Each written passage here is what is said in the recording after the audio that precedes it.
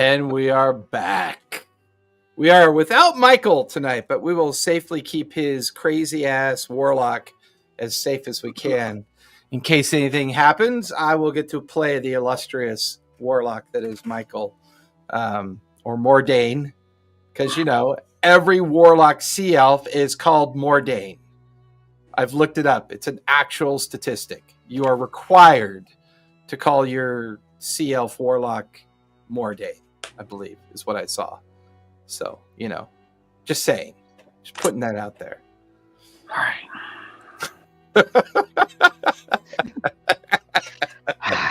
Xander had that serious, okay, I made my choices. I know, right? I chose to play this game. Yes. I chose to play this game. I'm here willingly.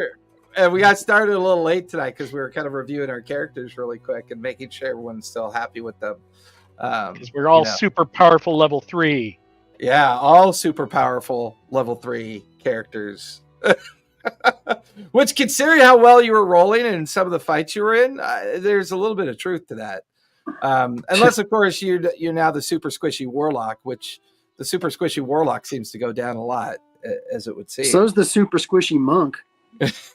Well, no, the monk is not super squishy. Kunlin's problem is that he's overly aggressive. Yes.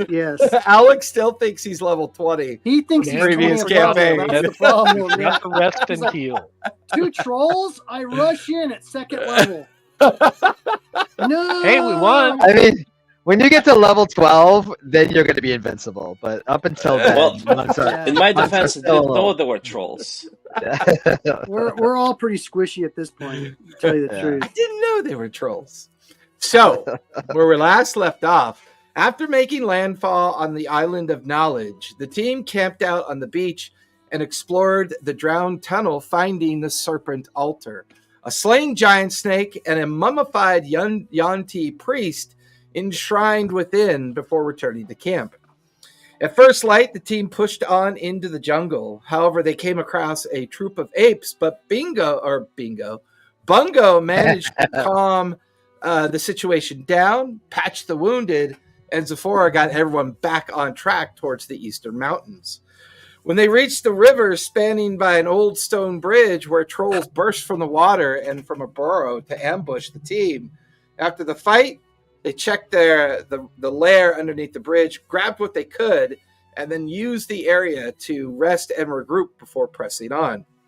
Following the tracks into the caldera of a dormant volcano, the team discovered an ancient snake-carved ruin devoted to Zahir. At the entrance lay a dead Yuan-Ti woman, likely from the group that they had been tracking, killed by an acid trap that punctured through her foot. Her gear had been stripped away, however. Zephora began to mark the safe path past the pressure plates and started the descent down into the temple. And that is where we last left off.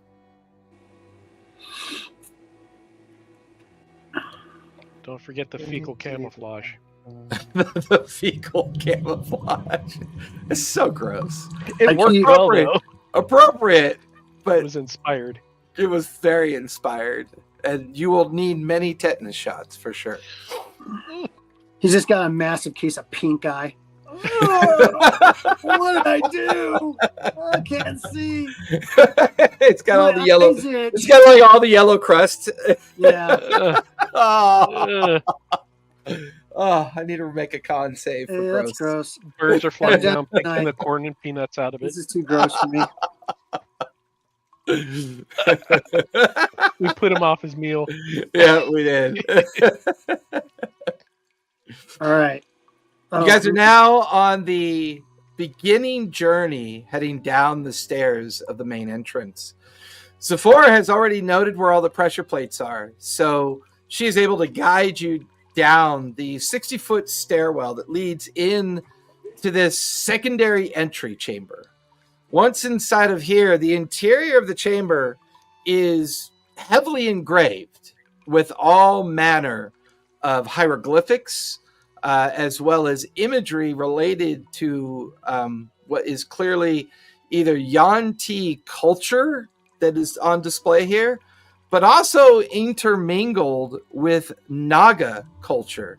And the Naga display, like the Naga carvings, seem to almost be graffitied over the Yuan-Ti hieroglyphics.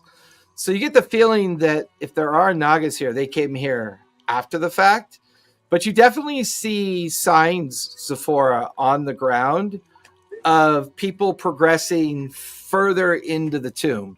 You're now currently 60 feet below the surface where you entered, and you're now staring down a very long hallway that seems to go on for maybe about a solid 100 feet until it hits a couple double doors, or at about the 50-foot distance level, it suddenly turns a sharp right, like into another hallway that goes another direction. The ground is slick with moisture. There's thin and heavy-set vines kind of growing in and out of the crudely built interior of the tomb. You get the feeling that this place has been abandoned for a long time. What would you guys like to do? I will continue in the footsteps where where whoever we're tracking is going, but I will be checking for traps and pressure plates and such. Okay, so Zephora's taking the lead. Who's behind Zephora at this point? I'll be right behind her with guidance turned on. Okay. It's like a button, or? Yeah. Well, guidance is area of effect now, so as long as he declares it's active, it becomes an area of effect. Because technically, he has to concentrate on the ability. Zephora, give me investigation. Kunlun, are you in the middle or are you in the back? Ooh, nice. I think I'll be in the back. Okay. Which will put Slick and Mordain in the middle as the troop is now making their way down the hallway. What'd you get? Zephora? My way. Plus a D4. Oh, okay. For guidance, yep. Ooh, 23. 23. Once again, you can see areas where the footsteps seem to get a little bit erratic, as they are showing you signs that they are avoiding more pressure plates. In this case, you could see a splatter of blood off to your left and like a 6-foot length of small spikes that have retracted into the wall. Clearly, someone got tagged by this trap. But you're able to safely lead the team further down the hallway until you get to the point where you can either go right or continue straight ahead to the double doors. Which way did the tracks go? Give me a survival check on that one. Do you have a D4 on that as well?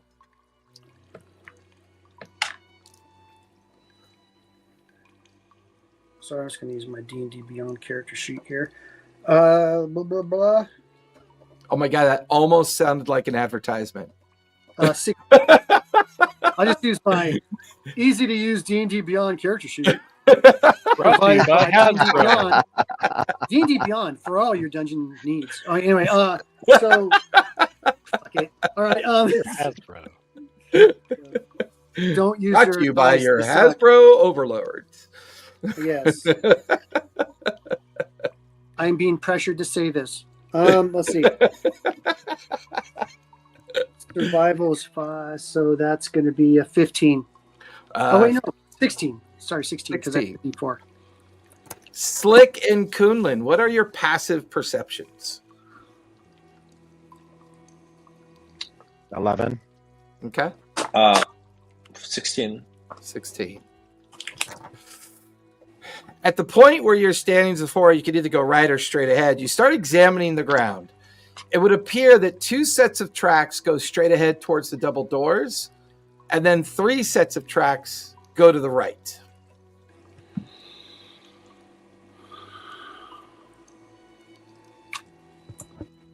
I think we should go to the right. They probably set up camp while someone went through the right. double doors. Y'all think we need to go right? Yes. 'Cause Yes. All Yeah, right.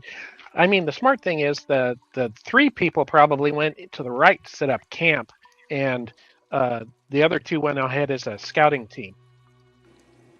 And we don't want to leave the ones to the right behind us when we keep going forward. That's my thought. That sounds so smart, Margot. I'm Then just if we thinking go- what I would do if I was exploring a new place. If we go right, the ones to our left will be behind us. But there'll only be 2 behind us, but instead of 3. But if you take in the equations that maybe 2 of them went around behind us with a third one, then maybe there's 5 of them behind us. That's true. Maybe the paths link up in the back, someplace we haven't been yet. I settled down and watched these 2 as they go. We're just going over calculation. Or After the 2 went calculation. down. Maybe the temple down Where's in my Deeper abacus? has prisoners, and Yeah, they you released watch- them, and now you there's a watch whole his- bunch loose. You watch as Slick pulls out a journal and an abacus, starts doing the arithmetic for probability. This last adventure I was on, Bungo something keeps adding similar in happened. Let me useless look it up. parameters. Okay. Oh, Hey, don't forget about the humidity. Slick, is there a way for you to leave behind some sort of a radar or I don't know, some alarm if somebody passes through Good behind idea. us? Hey, Crackers, leave why that don't you little stay in the crab hallway and thing. let me know if anyone sneaks up behind us? What? I have snare, and I can do a magical tinkering item to. It's not alarm, but like it could be hooked up to snare so that it does something to let us know that snare was activated. Yes, I can. Yes, totally.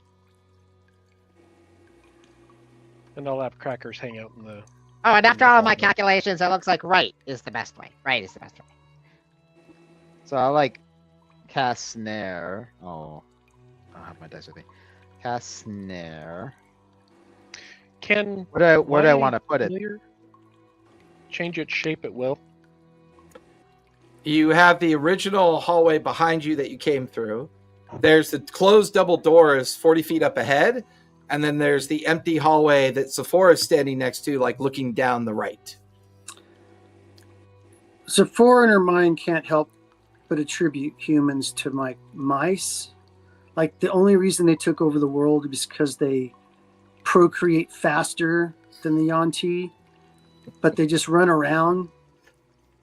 And then when their Stealing stuff. masses get too big, they eat each other. But they smell Well, there's like no food. humans. Well, there's technically no humans in the group, so you don't have to worry Right. about that. They both smell like food. Well, you know what I mean, meat creatures. Meat creatures. Hold on, why do you want me to set this up? Why do you want me to set this up? All non-Yanti are humans too, right? Yeah, basically. Not the chosen people. Did you ask me a question? No, I asked Kunlun a question. Oh, okay, Kuhlman. You're scary. Sorry, I don't what? like being around you. Where do you want me to set this What? up? Oh, just somewhere behind us, or on our way, I guess. I don't know. Somewhere we'll know. I'm just looking around, wondering when the poisonous snake's going to attack. Which one Is of these there a way- vines is a poisonous snake? How about this? Is there Once is we there a way choose for a you path, to put some? go ahead. Is there a way for you to put some troll shit into your snare, so that if they get snared up, they get covered in troll shit too? That way, we'll smell them coming. Oh wait, Unfortunately, Maybe I I should did take not a take my shower. mega shit with me. So sorry. Yeah, I think Kunlun's the one with bags of troll shit. Yeah. I have some troll shit. I mean, we can Yeah, add that he just to like it. he just like Sure. squeezes it off his hair. Absolutely Beautiful. disgusting. Scrapes it off of his eyes. You know you're playing D&D when you're discussing how best to use troll shit. My Oh my god. How about this? I will There's set a up reason- snare with a magic tinkering magic item that will flash an alarm, which in the entrance of whichever entrance we decide to go into.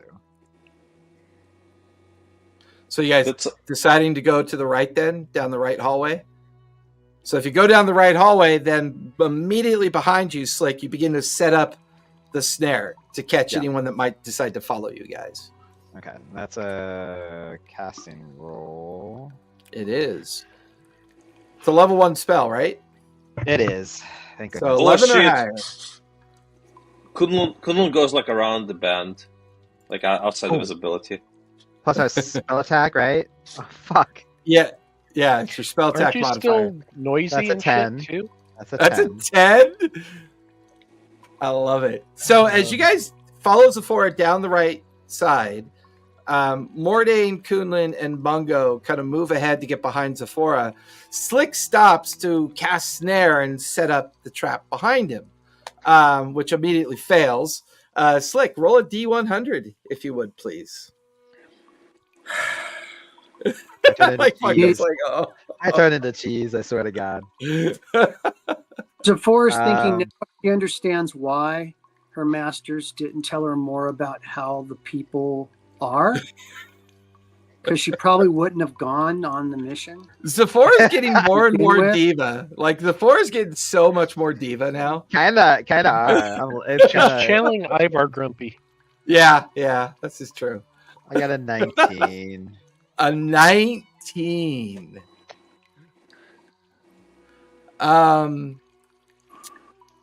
You suffer time skip, perpetual time skip.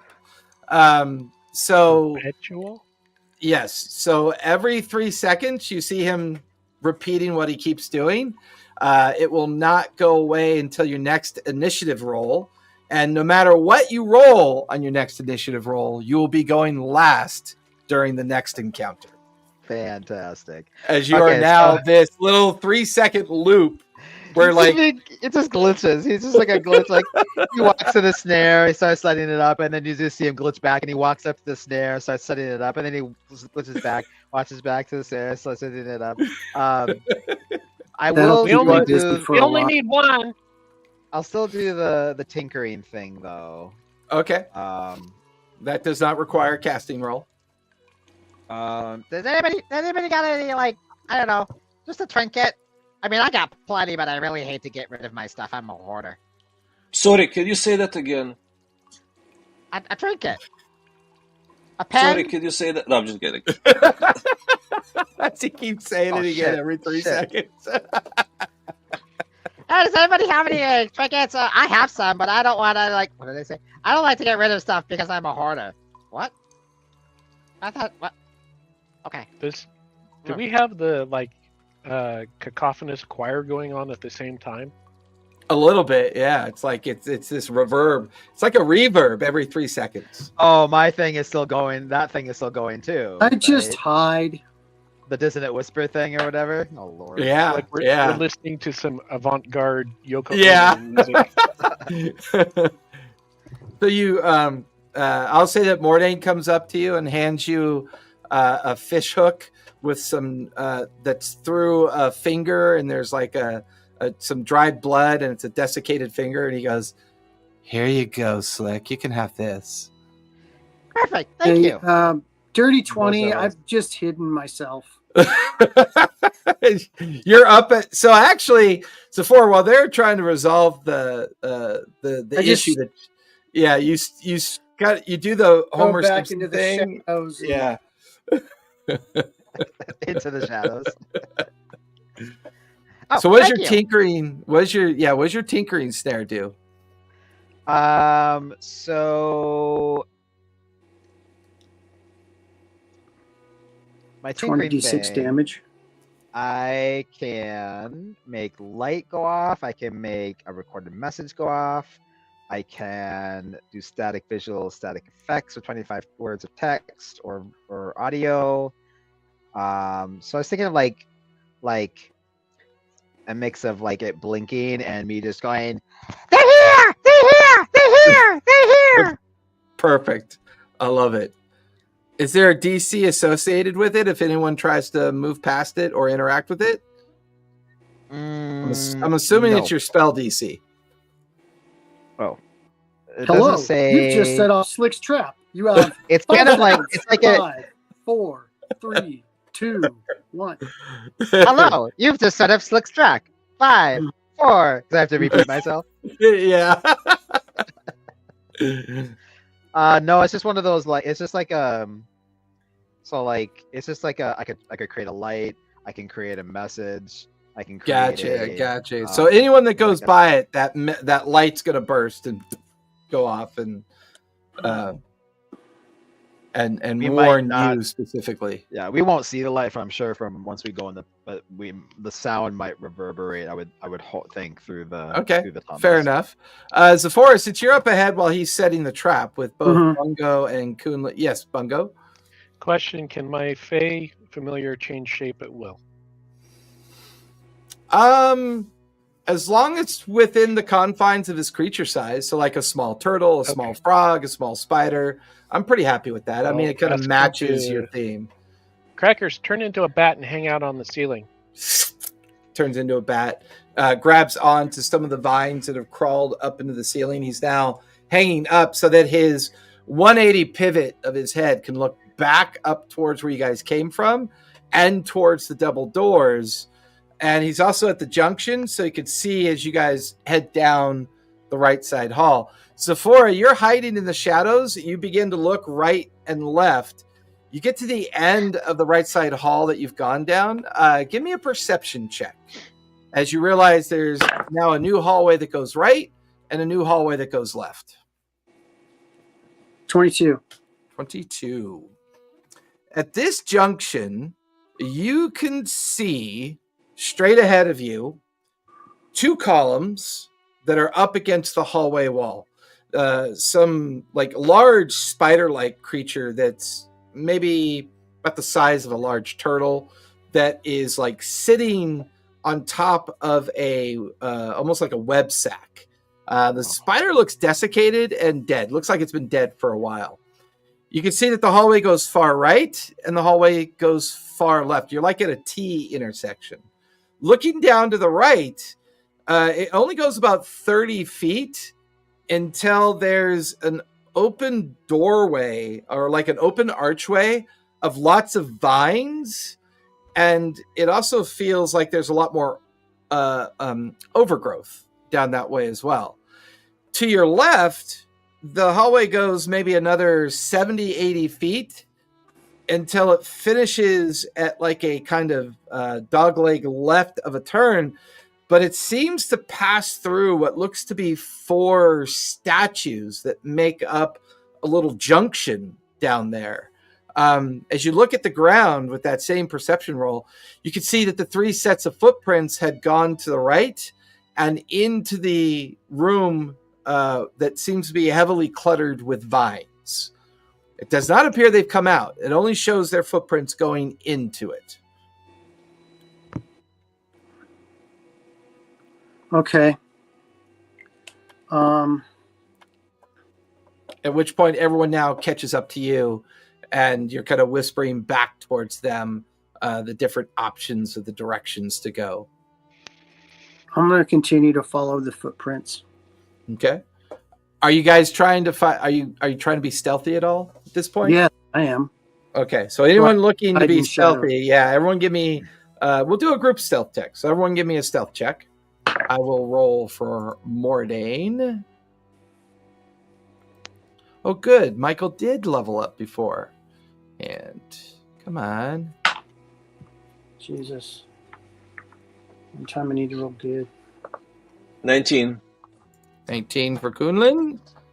13. Bungo, do you have create water spell? 11, and I do not think I do. What'd you get, Zephora? A 13. 13. Sucks. Blah, blah, blah, blah. Hey, I've got a toddler. I love that sound. I do, but it's not prepared. Create or destroy water. I'm sorry. As you guys No worries. watch Zephora step off to the right and start following the footprints towards the room that has a lot of kind of like vines growing out of it. It's a little bit denser here on the ground. You immediately see more of a blood trail at this point, Zephora. It's dried. It's been on the ground for a while, you can tell. As you get to the entrance, there's no doorways on this archway, so you're able to see directly inside. And the room's quite large. It's filled all the way around with these heavy, thick vines. You can also see an altar up ahead, and it's built on a kind of like a mound of bones all the way around it. On the top of the altar are more bones on top of the altar, as well as like a strange looking podium or pedestal, maybe made of bone. But hanging off the pedestal is a dragon skull, just kind of hanging there, kind of overlooking where the altar is. You can also see two large ceramic vessels on the right and left that appear to be filled with some kind of strange green liquid, though you're not sure what it is. The thing that definitely catches your attention are the number of dead corpses in here. There are 5 dead people in here, and they are all of Yuan-Ti lineage. They seem to have been ripped apart, like literally pulled apart. Not sure how long they've been dead yet, unless you want to do a medicine check, but it's a pretty grisly scene. Do the vines look animated? Does it look like they disturbed anything before they were torn apart? Bungo, give me a nature check for that one. You can give me perception, Zephora, as you start examining the altar to determine if they've touched anything. I'd like to examine them to see, what killed them. Yeah, give me a medicine check, Kunlun. 17. 17 perception and 17 nature. The vines look healthy. They look alive. They go up into the ceiling and they go down into the crooks and crags of everything. They kind of have a strange kind of slimy sensation to them, and they have these very long thorns kind of protruding from them. They don't appear to be animated. They appear to be alive. I mean, they're physical plants that seem to be doing okay, which would tell you that there's at least a source of fresh water around here, because they would be thriving off of that. Zephora, it would appear that one of them disturbed the vessel on the left, because they're holding like a wooden vessel filled with green water that has kind of spilled on the ground. And you could see like green slime dripping off the edge of the vessel. So you get the feeling that vessel was disturbed. Kunlun, what'd you get for your medicine check? 24. 24. One of the bodies looks like they were strangled. Another body looks like something had constricted around its midriff and had been like literally pulled apart. They all look like they had been constricted and then ripped apart, is what they look like. All their equipment is still on them. You could see their backpacks, you could see their weapons, you could see their armor. Everything they had on them is still there, but they've been just kind of like pulled apart. I tell everyone that they've been apparently strangled / pulled apart, Okay. and gonna go through their equipment to see if I can find anything useful, or for us, like health potions or whatever, weapons, but also anything that will tell me about what their mission is or what they're doing here. Yeah, give me investigation. I would recommend that nobody touch the vines. Try to avoid them as much as you can. Give me investigation, Kunlun. 9. 9. Okay. Most of their equipment is pretty mundane, nothing too fancy. I would say 9 is still good enough that you find a journal in one of the backpacks, and it is a description of the Zahir tomb that you're currently inside of. And supposedly, according to the journal, those 2 massive vessels holding some kind of green liquid, that if you drink from the vessel, it is supposed to give you reanimus, give you life, or prolong your life based on the journal entries. And the journal entries are a mixture of common and Yuan-Ti language, so you're not quite sure what the Yuan-Ti speech is, or portions are written in Yuan-Ti. Sephora, while Kunlin is doing that, what are you and Slick doing at this point? I'm stepping back out of the room.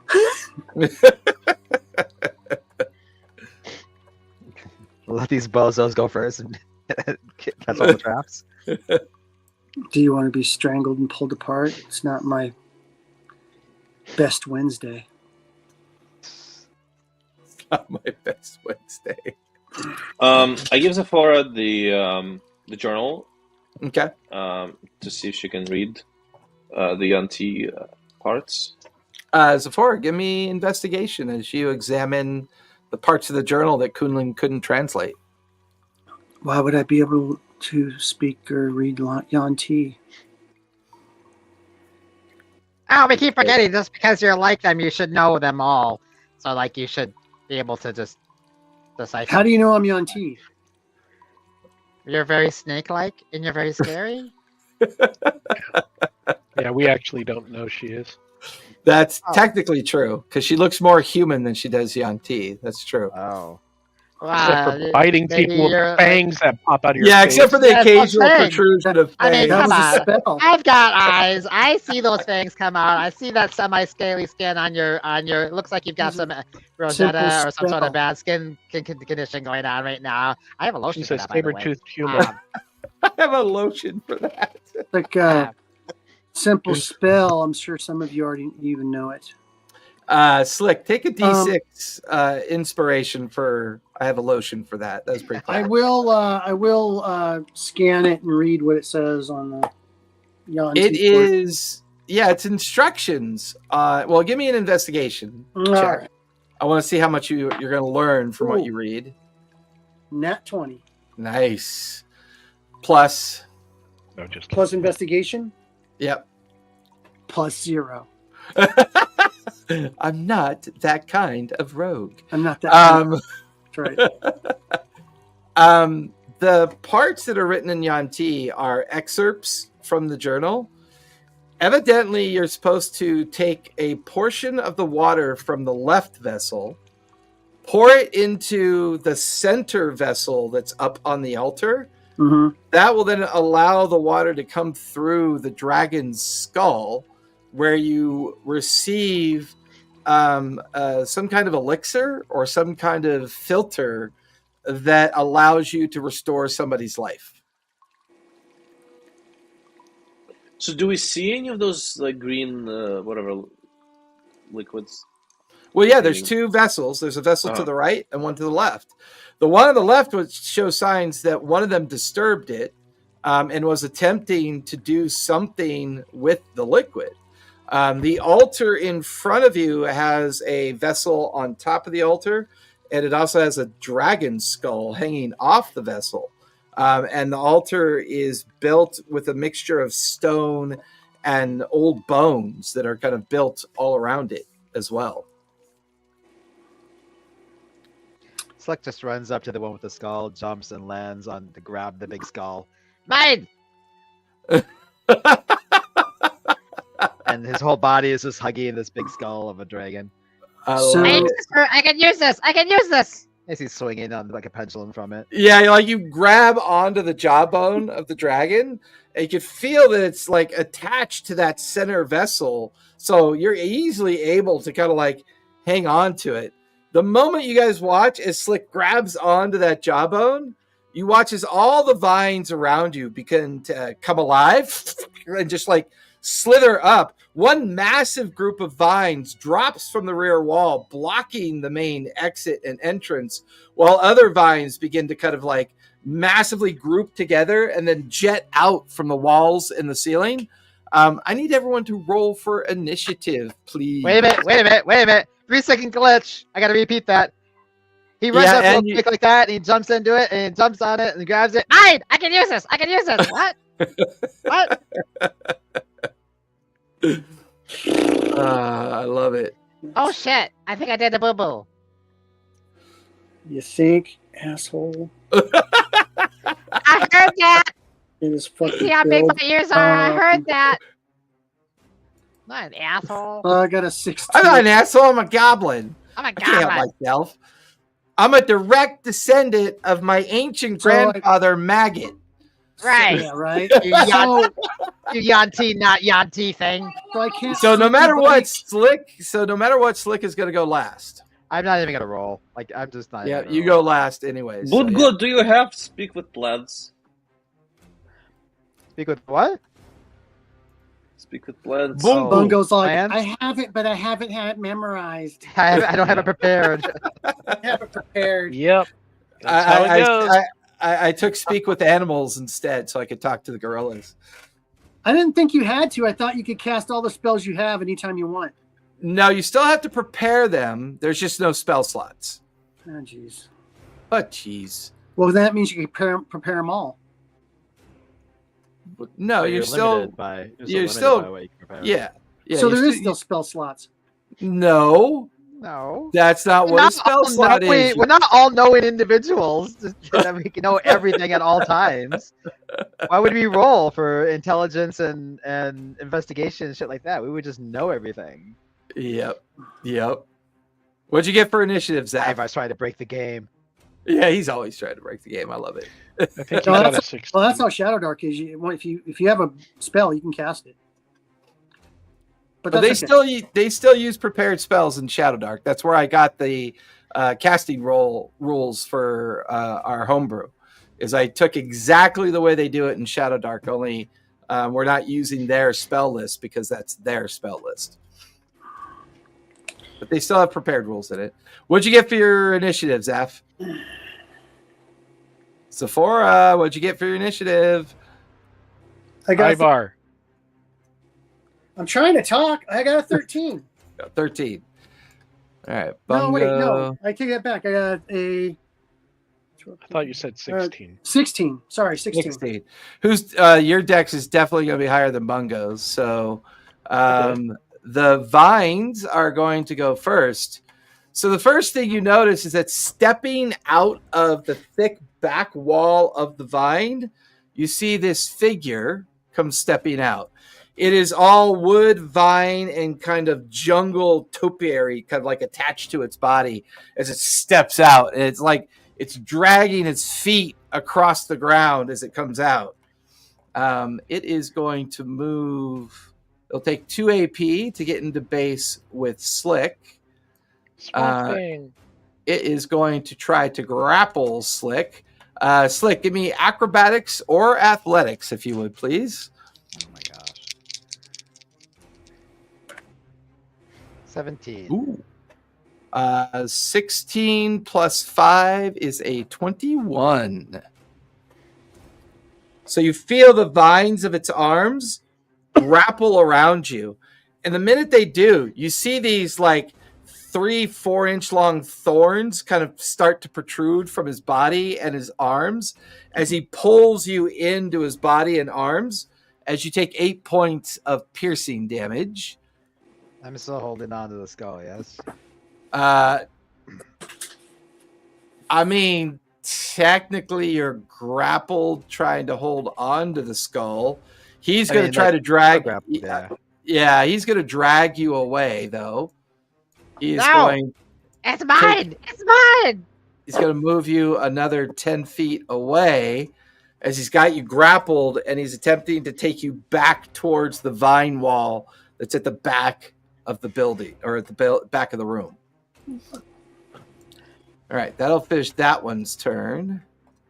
This one here is going to creep out and lash itself out at Kunlun. So Kunlun, you have one attack coming at you. That's going to be a 17 plus 5 is a 22 to hit. What is this, piercing or slashing? This is going to be piercing damage. Okay. That is going to be 8 points of piercing damage. It's then going to spend another 2 AP to attempt to grapple you. Give me either acrobatics or athletics.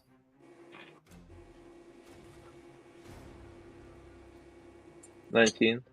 19. You manage to dodge out of the way as it's unable to grapple you. Bungo, there's one that's going to move into base with you as the vines kind of slither across the floor and wrap up around you. Give me athletics or acrobatics as it's going to attempt to grapple you. That's not a good roll. Is there music 14. playing? Yeah. 14. 14. You will beat my 11. So you managed to dodge out of the way before it can grapple you. It's going to spend its final 2 AP to make an attack on you. That is going to be a 17 to hit. That hits. That is going. That's going to be 4 points of piercing damage. Ow. Ow! I don't like plants anymore. Another one is going to come out. It's going to slither across the room and strike at Mordain. That is going to miss. Zephora, the one nearest you, blocking the exit, is going to attack you. That's definitely going to miss. Now give me either athletics or acrobatics as it's going to attempt to grapple you. I thought it wasn't in the room. All right.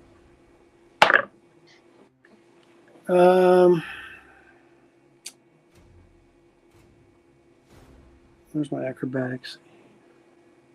16? Yeah, 16. Yeah, that's going to beat my 15. You managed to dodge it before it can grapple you.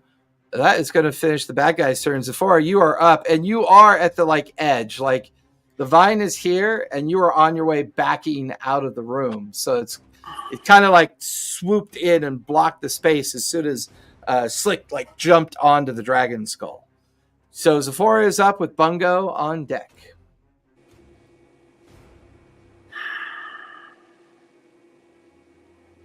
You can only say on deck when we're on the ship.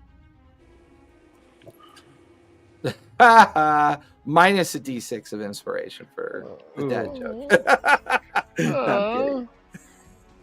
Look brown and sticky. Kunlun.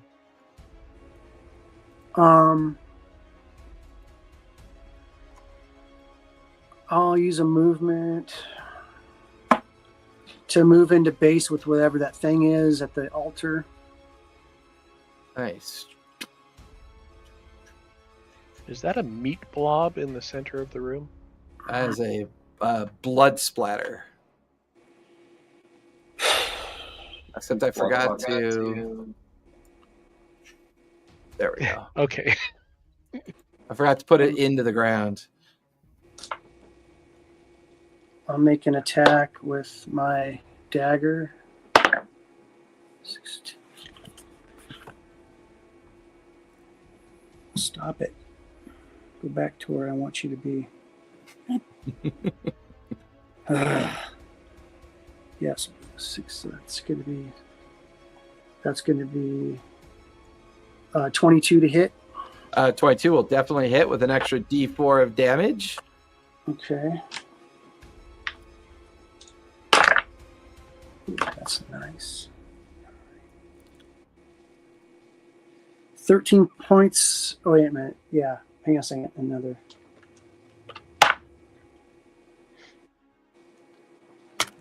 $17 points of damage. And, nice.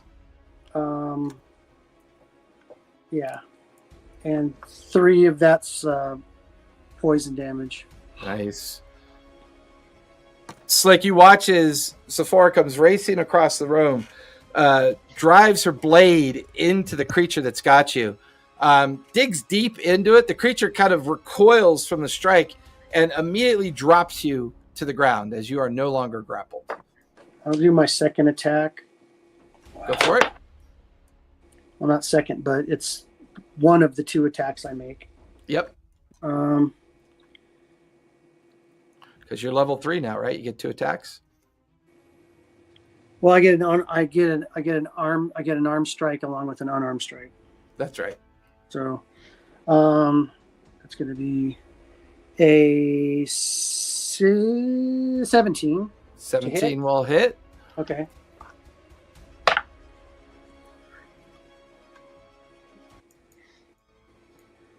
Uh, 8 more points of damage. Nice. 8 more points of damage as you strike into the creature yet a second time with your unarmed strike. And then I will use... You have 2 AP left. Yep, I'm going to use... where's that?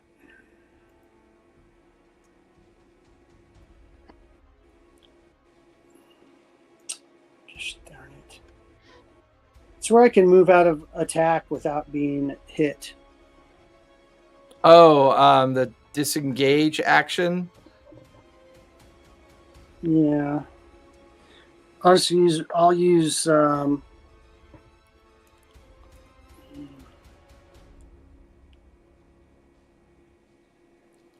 know it's not uncanny dodge. That lowers damage. yeah. Maybe it's I think it is called disengage.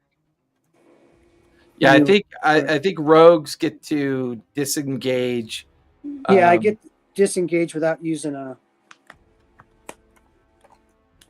well, maybe it's on the first. Oh, that's probably where it's at. It's on the first page. Sorry. Patient. Yeah, patient defense. I can take a disengage.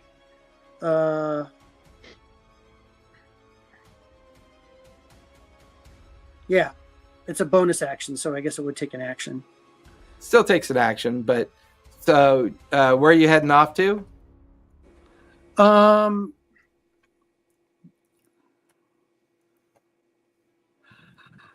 Well, can I go back to where I came from without getting hit by something else? Yeah. Put you right back there. And you still have 1 AP left. Well, a movement. Disengage and then movement, right? No, for you, disengage is when you use says the bonus action, and is it an action in action? Well, no, but disengage means that you move away without triggering an attack of opportunity, but you also get to complete a move within the same action. Oh, okay, cool. So I did that. Yep. And I'll take an attack at this one that's attacking whoever right there. The one attacking Kunlun? Yeah. Okay, go for it. It's going to be a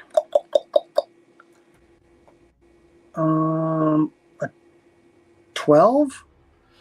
12 unfortunately is going to miss. And then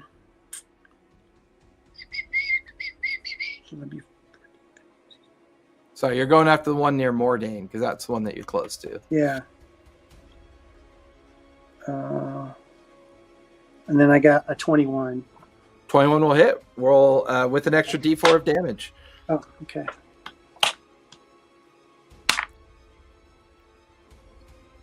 And then it's plus what?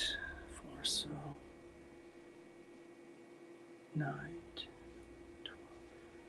12 points of damage and 2 points of poison damage for 14 points of damage. Nice. The vine is going to shudder after it gets struck. It kind of weakens a little bit, curls back in on itself, and then kind of reforms itself at the same time. Okay, I'm done. That will finish the forest turn. Bungo, you are up with Kunlun on deck. Bungo looks at the plant and goes, "Get away from me!" And then he strains and concentrates and reaches down into the earth with his consciousness, tries to bring up the power of the earth.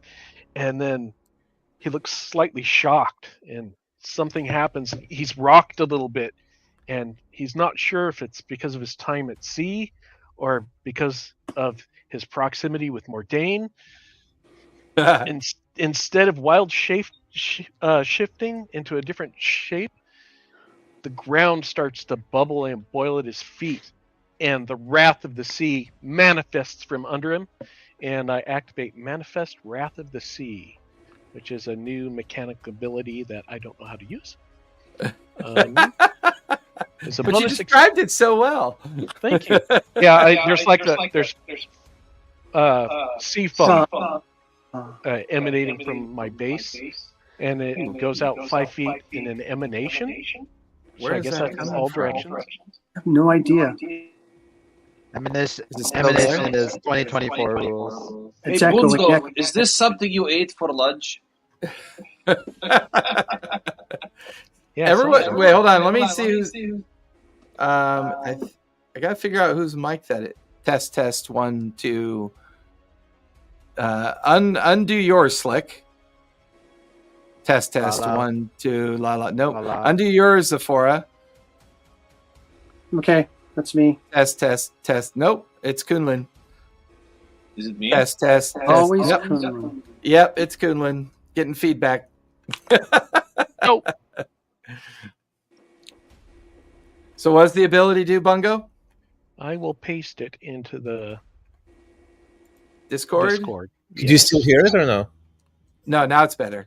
Okay, it was setting that I switched. Anyway, Yep.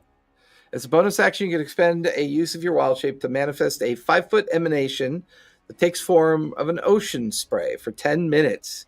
It ends early if you dismiss it, manifest it again, or have it incapacitated condition. When you manifest the emanation on your subsequent turns, you can choose another creature you can see in the emanation.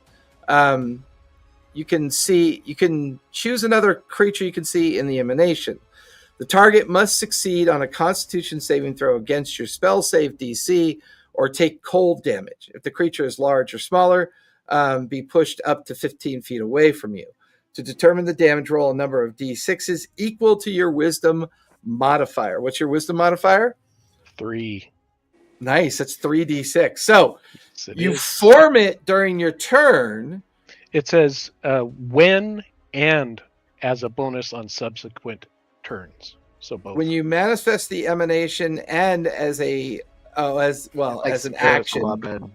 You can attack when you. Oh yeah, it is. Yeah, do it's it pretty much and- spiritual weapon. Yeah, that's pretty cool.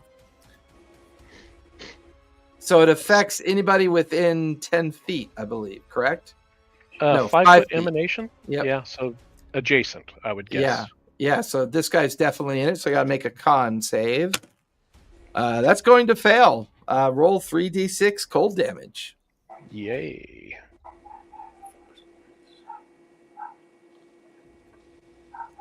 $14. 14. It is looking very rough. Parts of the vine freeze, break off, and land onto the ground. It kind of shrivels away a bit from the cold. You get the feeling it's pretty bloody, pretty weak. Bungo dances a little bit. Go, what the fuck is this? What the It looks fuck? like it just exploded. It's like you spewed all over the vine. Yeah. And then he'll try to focus the wrath of the sea and do a ray of frost at it. Ooh, nice. Is that a spell or cantrip? That is a cantrip Yeah. because I'm I all think about that's the a- no magic roll.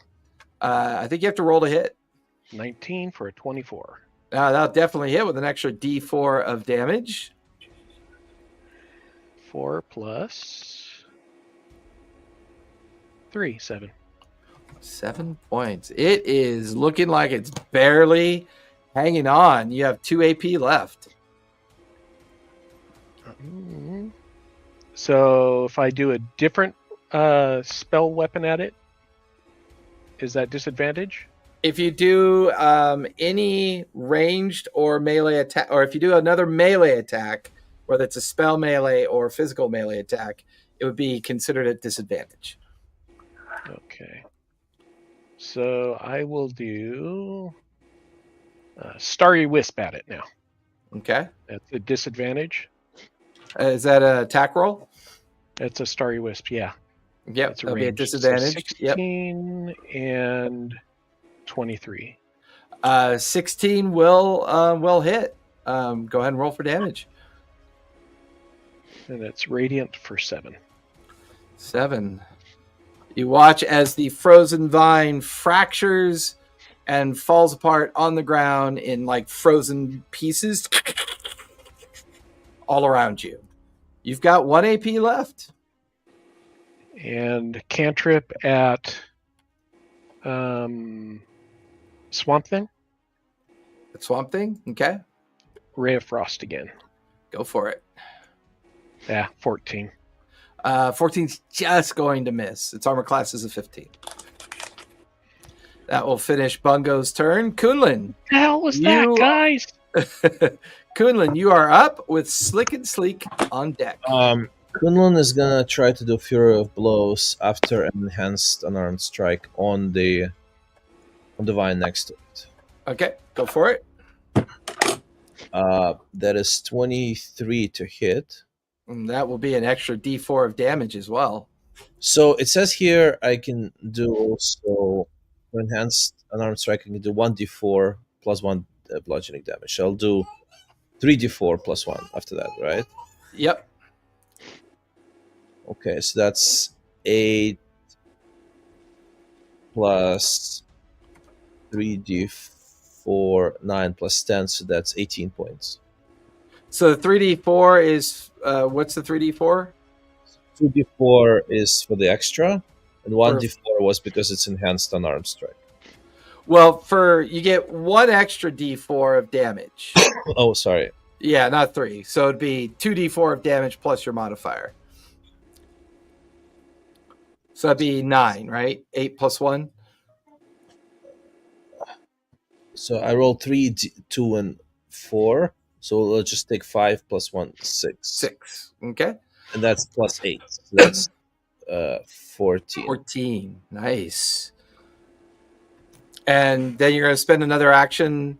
No, point and then I'll also do Flurry of Blows, which is correct. Is that direction?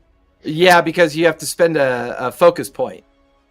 So I do 2 of them, right? The Flurry of Blows is 2 attacks? Correct. Yep.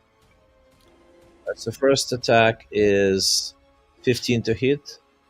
15, yeah, that'll hit because their armor class is a 14. Okay, so that's 5 points. Nice. And then 23 to hit. 23 will hit with an extra d4 of damage.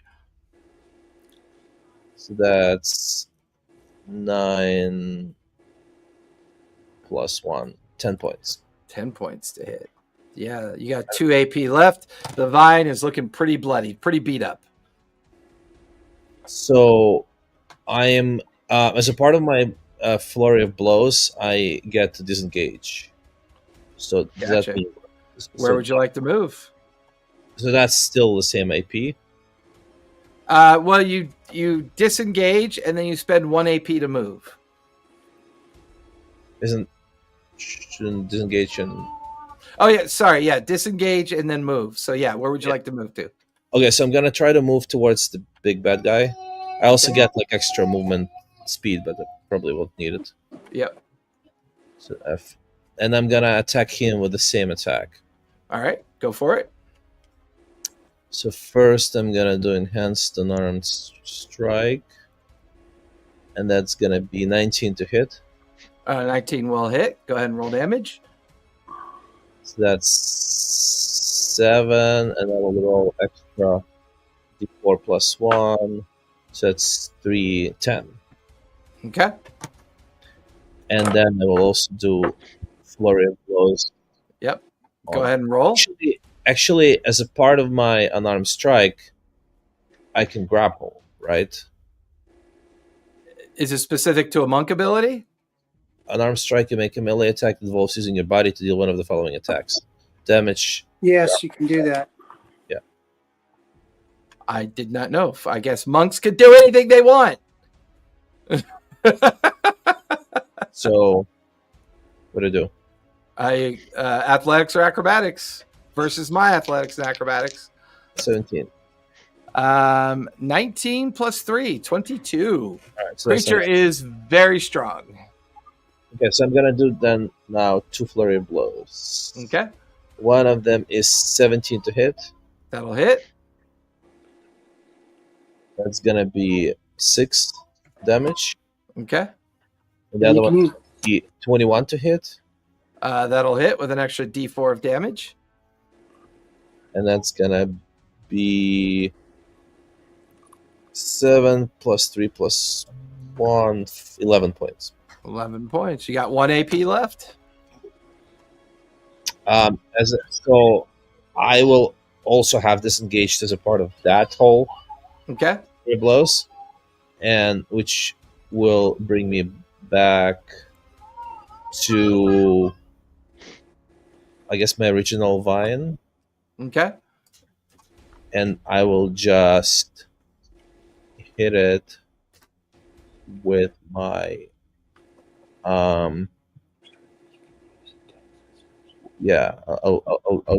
I'll just hit it with my another unarmed strike. So that's 25 points. 25 to hit. You get an extra D4 of damage. That's 10 points. I'm gonna do 2d4 plus 1, 3. So 13. Nice. That will shred the vine as it collapses to the ground. That'll finish your turn. Slick, you are up with Mordain on deck. Yeah, it says you can use the shove or the grapple as part of your monk attack. Yeah, that's pretty epic, man. Yeah. Just so you know, we're not cheating at this game here. Oh, no, you're cheating because he's a monk. Well, yeah. One of the reasons I became a monk, too, is because he's kicking ass so good. Yep. No, I'm kidding. So Slick gets freed. Slick gets freed by Sephora. Thanks, Sephora. I'll take back everything I said about your scaly skin, and you need a lotion. You're going to need some lotion. I got a little creeped out there. Not quite sure. Okay. Oh, shit, this guy's still here. He's gonna run. Attack him. I don't You're know going to what let to a do. plant 'Cause beat you? I'm in a little bit of a conundrum. So I have something I can do because of my level up, but it doesn't really make much like narrative sense because I haven't had time to tinker with it. Like I haven't had time to like narratively create this. So I guess We're going to get our ass kicked. Use it. okay. I'm running away. Inspired Fuck on the narration. moment, in the Narrate it moment later. inspiration. Yeah, I'll do a flash of genius or something like that, and like Yeah. so that's a 1 AP to run away. So Or 1 something AP that works like you didn't I want to expect go it to. towards one of 1 the- AP to disengage, right? Nope, not disengaging. Towards I want Well, to go towards the goblets, the green goblet things. The one on the right or the one on the left? The one that's farther away, probably the one on the left. Okay. That will trigger an attack of opportunity. That's okay. That's going to miss because that is an 8 plus 5 is a 13. I'm small but mighty. Um, Are you going up to the vessel?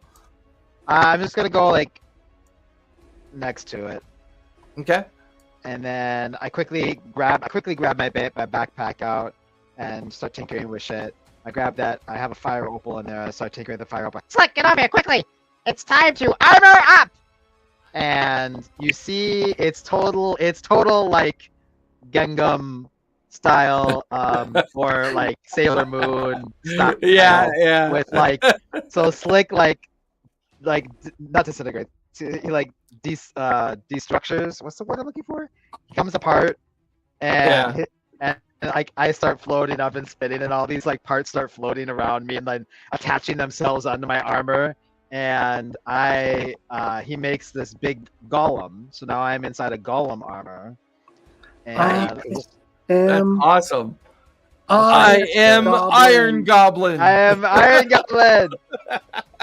So I put a picture in chat of what it looks like, and so now I have that on because I took I took the armor subclass instead of the yeah. Like the Hulk Buster.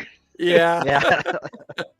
So he's just sitting in the little seat in the middle, like where the head's supposed to be. That's where he's sitting now. And he's Like gonna Ripley. fire off. He takes like his hands towards his chest, and like lightning starts to crackle from it, and then he shoots it out and with his arms like that away from his chest, and he's gonna fire off a lightning launcher. Nice. Is that a is there any ranged attack or a condensation con on him? save? That is the wrong one that's it's just a spell attack. It's an attack. Ranged for it. attack. Is he mildly wet because of the ray of frost? Well, first of all, it's technically a spell attack, correct? No, it's a ranged attack. But is it a spell? No, it's a weapon attack. Gotcha. Okay. And then that was a 23 to hit. Oh, that'll definitely hit with an extra D4 of damage. That is 7, 8, 9, 10. That'll be 11 lightning damage. Nice. Bizarre. And no, the condensation does not cause him to electrify. All right. I think you have 1 AP left, Slick, or 2? 2. 2? Okay. 1 to move, 1 to fire. Did you roll the extra D4 he gave you? I rolled next to D4, yes. Okay.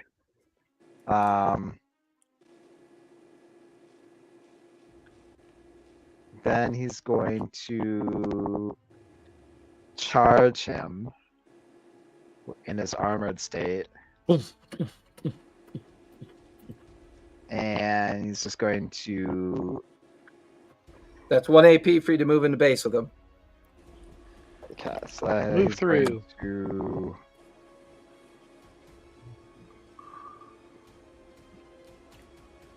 What am I gonna do?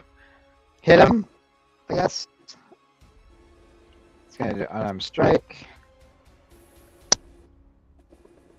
Oh my god. Why did I do that? That's a 6. Yeah, that's Because- going to miss. That is going to finish your turn. Mordane is up. Mordane is going to focus on this one here. He is going to use...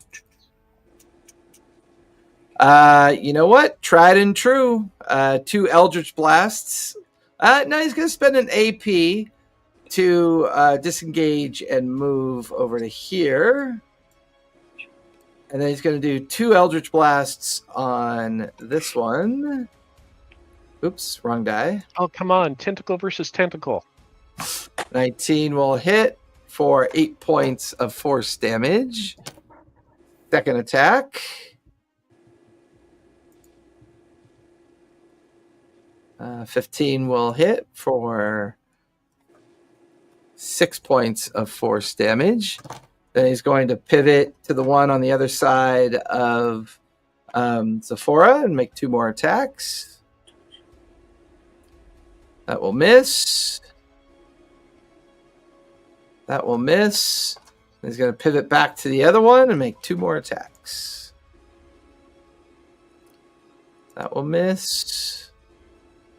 And that will miss. That'll finish Mordane's turn. Top of the second round, the bad guys are up with Zephora on deck. We'll start with the big guy here. Is that one vine much larger than the others? Yes, this one's a little bit bigger than the others. Okay. He is going. And this guy's starting to look pretty rough. He's taking a lot of damage, so you could tell that he's looking pretty rough. Slick, he's going to make a strike at you.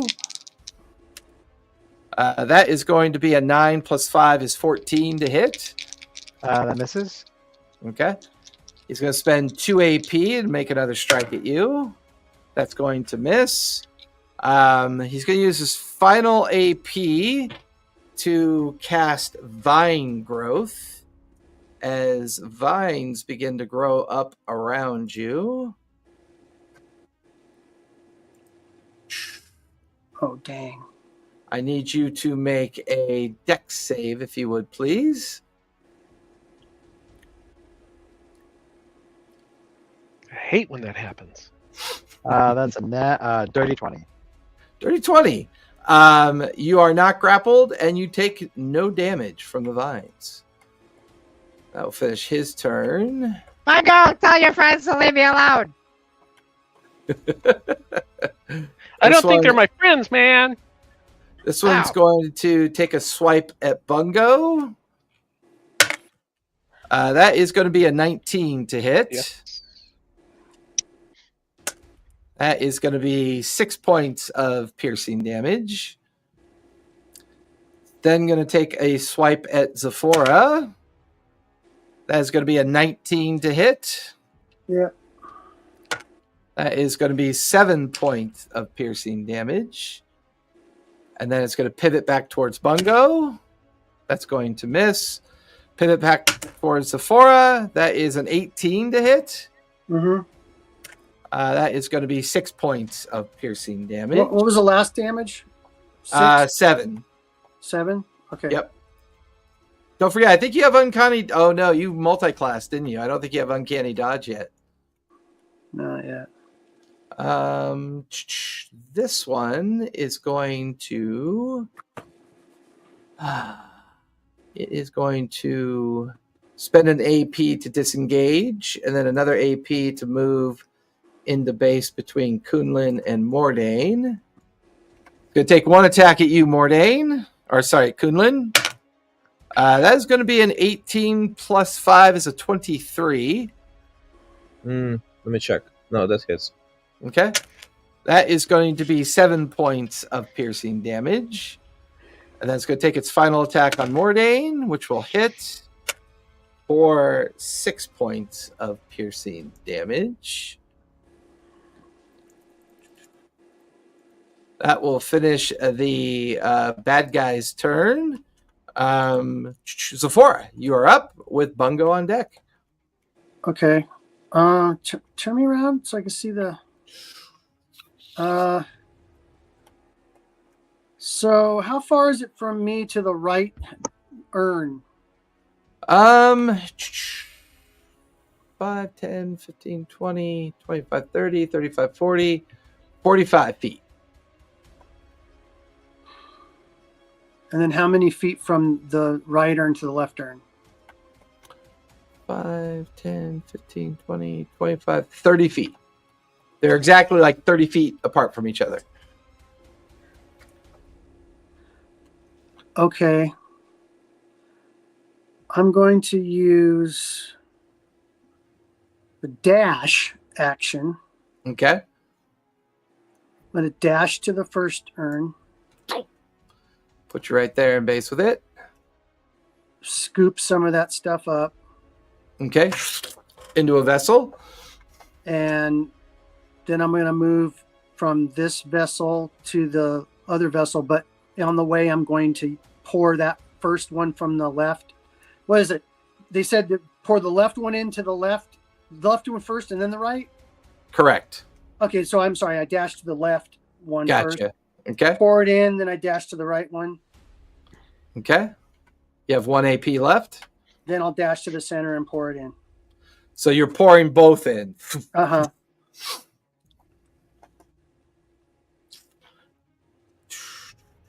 God damn you. Sorry. That was pretty freaking good.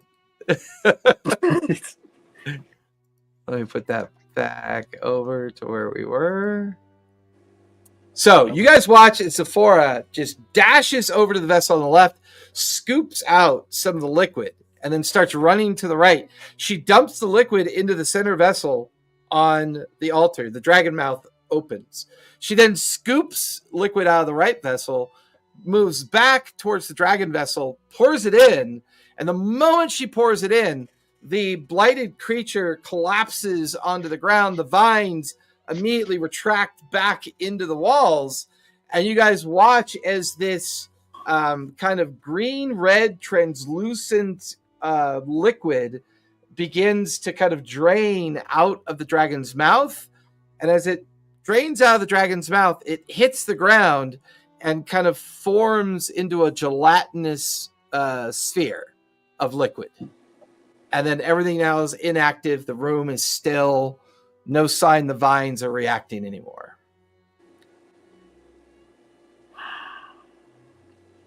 And what's this stuff supposed to do? According to the journal, restore life. In my golem form, I walk up to the dragon head and I quickly take the dragon head off. Do you have strength enhancement with your... Not yet. No, you're going to need to give me a strength check, though. As you try to do that. Is he going to try and fuck with the dragon head? Well, he wants to Don't do that, man. That's a 15. 15 doesn't budge. Kunlun comes Don't- over, tries to help him. Don't disrespect the temple. Kunlun tries to help him. Yeah, give me a strength check, Kunlun, as you try Guys, quit it. to pull it off. We've just got this thing settled down. Calm 11. down. I need it. What'd you get, Kunlun? 11. Yeah, it doesn't budge. I scoop up that stuff. And it's like a Jello mold almost. There's a lot of light effervescent inside of it, and inside of it, it looks like it's a liquid inside. So it's like a gel on the outside and a liquid in the middle. Like a So- effed up gummy. Yeah, very. Do I get an idea that this is like a healing potion, or do I get this like will resurrect somebody? Based on reading the journal and looking at what it produced, you can give me. Somebody can give me either an Arcana check or an Insight check. I'll do an insight check. Okay. 16. 16. You get the feeling that it is something that behaves like greater restoration. Okay. So it can remove a curse. It can remove blindness or deafness. It can remove exhaustion.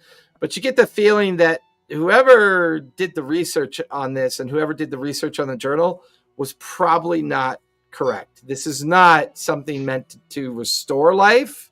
Mm-hmm. And you get the feeling that when they got in here, they didn't do it in the right order. The vines got a hold of them, ripped them apart. And that group that meant to restore that Yanti priest is now dead in this chamber. If I do it again, does it create another one? Doesn't say anything in the journal about doing it multiple times. I mean, the dragonhead doesn't seem to be able to be moved off the pedestal. Neither Slick or Kunlun were able to shift it. You could always try and do the ritual again and see what happens. Well, I'll try to do it again. Okay. You go over, pick a vessel up, fill it up, do the exact same routine all over again. This time when the liquid pours through and it lands on the ground in a gelatin condition yet again, only the color is different. It's more of a kind of phosphorant yellow color. Okay. I guess we could keep doing this a bunch of times. I got an idea. Mm. Bungo. Well, the reaches into- level of the liquid, like really quick, you'll notice that when you were scooping out the liquid, the Mhm. level had lowered significantly. And as you scooped it out a second time, the liquid lowered again. You get the feeling there's enough liquid for one more attempt. Well, I'll do one more. Okay. Bungo puts a pot underneath it to catch the liquid. Okay. When you do it a third time, the substance that comes out, once again, forms into a gelatin. But this time it's like black. It's like a black liquid, hard liquid surface with a kind of a liquid center to it. But this time it comes out black. And then the vessels are now empty. Can Kunlun use his knowledge of medicine to try to see like what those other two might be? Yeah, give me a medicine check. 22. The yellow has that same kind of outcome that a potion of invisibility might give you. The black one, you get the feeling that it's a filter of poison, that a very toxic kind of poison was created during the last attempt with the vessel through the dragon's mouth. I would be careful with that bungo. It seems poisonous. Yeah, it doesn't look so good. It does have a bit of a foul smell to it as well. He'll take it out and put it in a jar and scrub the pot clean before he feeds anyone out of it. Well, I would also say, Kunlun, when you were previously were investigating the other bodies, you would have found 34 gold and 12 silver combined after going through their stuff. Okay. Yeah, I divided up between others. I don't know how to divide this up. 34 gold, 12 silver. Yep. 5 people. I'll take the black one. You guys can have the other two.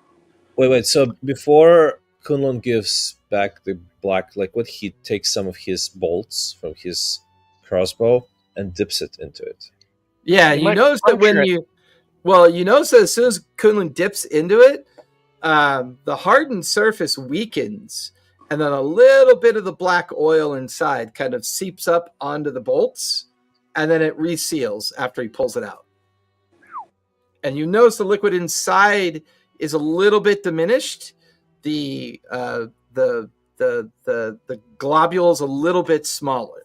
You get the feeling, Kunlun, after you safely kind of are able to do that the globule has like 3 more additional applications available to it. Okay. As you give that thanks. over to... You're Kunlun's gonna like, help me out here, now you can have it. Yeah, that's all right. You keep it. I'll take the yellow one. Unless you want to dip Someone your wants to fucking check out bolts in it. the jars and try to Oh, figure out if it shit. looks like they refill. That would be a really cool effect, Kunlun. If you dip the bolts in the invisible liquid. Yeah. Does that make And the red bolts... one, because it'll kill them and restore them and turn them yeah. invisible. Yeah, but does that make the bolts invisible? Or when you hit somebody with it, the person you hit goes invisible? Yeah, Buggos, you go over to the 2 vessels that are now empty. Give me investigation on that one, or nature. You can give me investigation or nature on that one. Nature's better. What else does it say in that 19. journal? 19.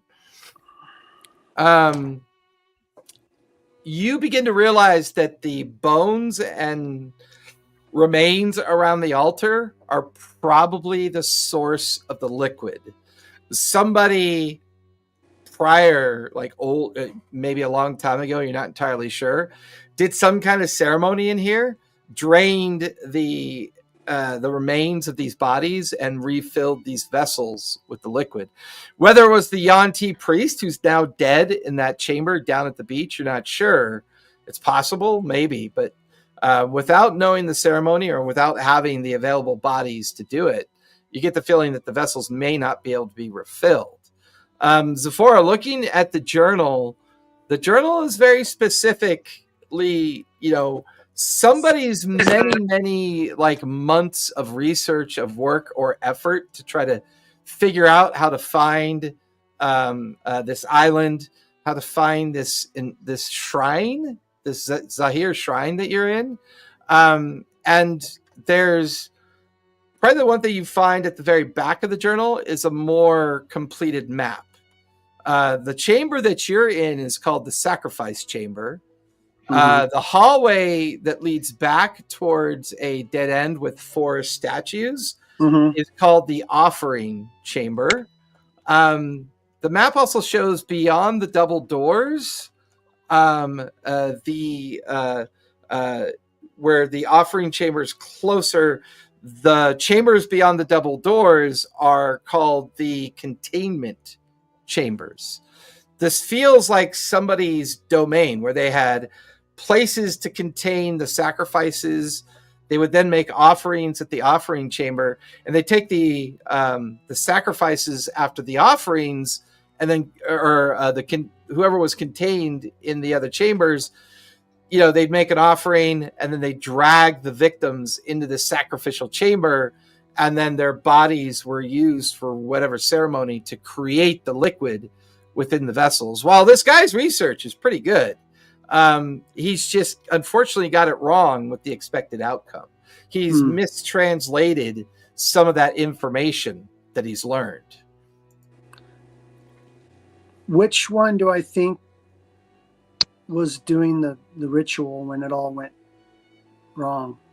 The one that is currently pasted up against the wall with like numerous long plant-like spikes driving through its body. And that's the one that had the wooden vessel in his hand that was like laying at their feet. Okay. I'll take that. Unless you took the wooden vessel. I don't know. There's nothing in it, right? Well, you were using it as a means to move stuff around. Right? Yeah, okay. to move the liquid around. All right, so I'll keep that. And then, so they contained him in there, then they brought him in. And the other chambers with the statues is called a what? It's called an offering chamber. Oh. The journal describes it as a place that you make offerings to these statues in the process of either items or maybe body parts or something. It feels like it's part of a ritual.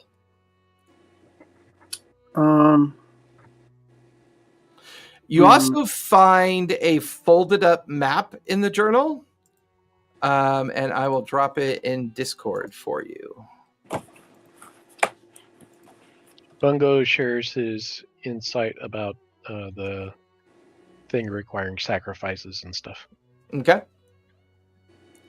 And to Kunlin's point, you get the feeling that where the 4 statues are, and on the map where it's called an offering chamber, that might be where all the treasure is. Yeah, let me look at that because I have to get on another thing to see it. Well, the map I drop in Discord is the folded up map of another island that was folded up and in the back of the journal. You get the feeling this might be the island that they came from, where they did their research and did their studies on trying to locate this particular temple. Also known as Loser Island. Dead. Slick, you're in a big machine thing now? Yeah, I'm in a big golem. Why didn't you bring that out for the trolls, damn it? Pick up one of those Didn't bodies. have it. I just thought of it, like literally split. It was that, I wanted that damn dragon hand. Concentrate, Slick. Pick up one of those bodies and go throw it in between those statues over there down the hallway. He like lumbers over. Steam's coming out. Like picks it up and throws That's it. not steam. It's powered by fart juice. Oh no, he said it. Why do you have to Goblin say fart it? juice is It's its power. proprietary. Don't worry, it's proprietary. Dip your bolts in that. He just throws it, takes the body and throws it up. But he does Does what anything happen? Zephyr says. I think there's like a ceremony too, man. Or ma'am. So Slick, you just throw the body up towards the vessel? No, between the statues down the Between hallway. the statues. Oh, so you guys are heading down the hallway to where Yeah. the statues are? Yeah. Gotcha. Okay. Heading down that way, you get to where the 4 statues are. Nothing down here looks disturbed. Like no one's been down here before. As soon as Slick starts carrying the body ahead of you to get down to that area, you watch as his right foot descends slightly on a pressure plate. The moment he steps on a pressure plate, you watch as this slab of rock just falls from up above, right on top of Slick. Slick, give me a dex save if you would, please. Are you sure this is not the Tomb of Annihilation? Are you sure? Why did you ask for me? I'm sorry. Dex save. Dex save. Shit. That's a 19. Sorry about that. That's okay. We didn't know. You see sparks and like Your head just explodes in a bloody spurt. I quickly I jumped out of the cockpit real quick and Bungo's not been walking. Slick's gone. It's still What'd you get, Slick? 19. Oh yeah. You're able to avoid it, but it like clips like the edge of your suit. It kind of causes you to stumble. And when you stumble, you half drop the body. So the body is like half pancaked. So you have to like pull the half body away, and it's like rips away from the remaining parts of its torso. And I just rip it in half when I pull it. Yeah. And as the two of you, as all of you stand there at the entrance of the offering chamber, you see these 4 statues, and they're all Yuan-Ti statues, but tribal Yuan-Ti, so more like snake-like creatures. Covered at the base of each of the statues are piles of coins. There's a large metal box. There's also a spear leaning up against one of the statues, as well as a longsword leaning up against one of the other statues. This feels like it's an old, like there's a lot of dust and grime and vines that are still kind of coming in through the walls and from the ceiling. Even when that stone slab fell, it was pretty crumbly and kind of broke apart once it hit your kind of augmented armor slick. No one's been down in this chamber for a long time. I'll check for Guys, traps watch first. your steps. Watch your steps. Wait, Zafora, Slick. yeah. Let me Zafora, check give me investigation, Zafora. Investigation. I think I got a 0 on the investigation, but I'll just double check. Yeah. So I got a whopping 10. 10? Yeah. You get the feeling you don't know where they are, but chances are these statues are probably trapped. Yeah.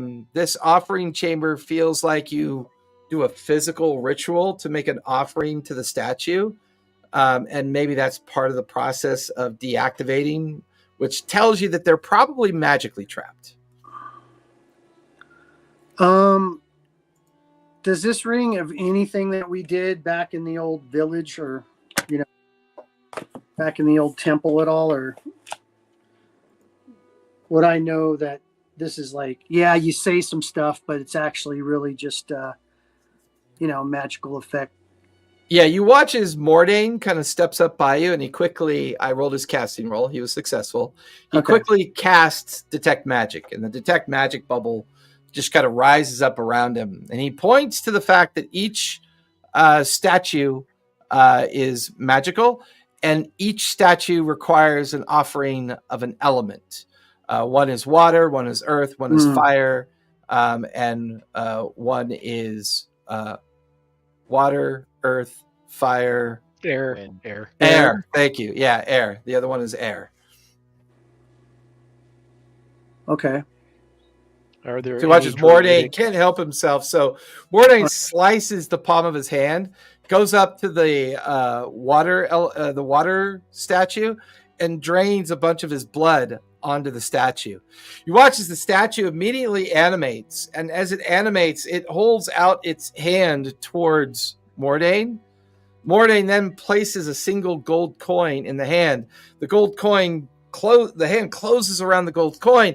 The hand pulls in towards itself, and you then watch as this strange looking kind of bundle of incense just kind of magically appears at the base of the statue, just kind of glows into existence. Oh, Okay. fascinating. Okay, so that's well, So that's 4? I'll go to the air one, Okay. I got a And I'll- fire one. and I'll breathe into the hand. You breathe onto the statue. And You watch as the hand then reaches out towards you. I put a coin in the hand. Put a coin, pulls it to itself. You watch as a strange kind Fifth elements of all over. Yeah. Elements all over. you watch as a strange bundle, of twigs and vines, all wrapped up tightly together, kind of appear at the base of the statue's feet.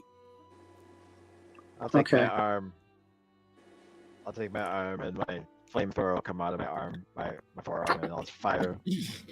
Fire the flame at the statue. Its hand comes out, Do you holds want me to itself out in roll front of you. or anything for that? No. Okay. What elements are left? I'll hand Earth. it a rock. Rock? Rock or dirt. or You're both. good with rocks, Kunlun. You got it. You're good with rocks. You hold your rocks gently in your hand. Cup your rocks gently. So Slick, you Yeah. see a hand held out in front of you, waiting for something to be given as an offering. I'll take that copper. Wait, no, I'll take that gold Here. piece that we just Here. got. I'll Okay. chuck you a gem. One of the Oh. gems from the cache below. Okay. Oh, I that's grab it. going to ruin everything now. Yeah. They're going I to take it with my big mechanical hand. Thanks, Bungo. I take it with my big mechanical hand. Wait a fuck it up, Catch it Bungo. in the air real quick and then Yeah, gem you in the hand. you put it in the hand. The hand closes around it. You watch as a large copper vessel appears at the base of the statue. I think the more you give it, the better you get. What's in the copper vessel? Anything? It's empty. There's definitely magical engravings on the side of it. It looks like it's meant to be filled with something, but currently it's just an empty copper vessel. So will the little balls of incense fit in there? Yeah. I'll put them in there. Okay. The sticks So fit will in there? the twigs and vines will fit in there as well. Yeah. I'll put it all in there and then light Okay. it. Well, we still have We one. still We have- have one more. Oh. So yeah, you still have one Where'd it more to go. No, we got earth, air, fire, and water, right? Haven't done Yeah, Earth yeah, yet. Earth. No. I thought you just said he put earth in his hand, and then it opened up and he put a gem in his hand. That was the fire. Yeah. That was Oh, the that's fire fire. one. Okay, now Kunlun We'll comes put over dirt in- and puts some dirt into the statue. Coolin comes over, like tosses some dirt onto the statue. The hand, animates. The upper body of the statue animates out. The open hand is now sitting in front of you. try another Kunlun jam. puts 5 gold.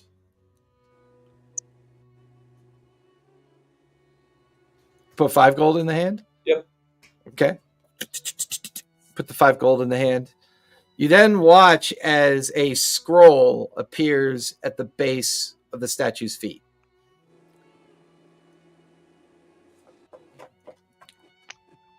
Bungo's going to start looking around for druidic carvings or druidic messages. What's the scroll say?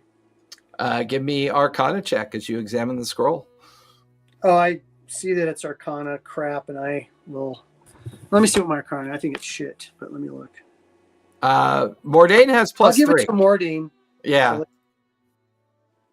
He's a good NPC right now with a little exclamation point. above It his- is a ceremonial scroll that is meant to be read, and the 3 components in the scroll are a copper vessel, a ball of incense, and a ball of jungle remains, which appears to be what was produced. Evidently, it summons a creature of some sort. If he were to read the scroll, But we better have some sacrifices for it. Oh, ah!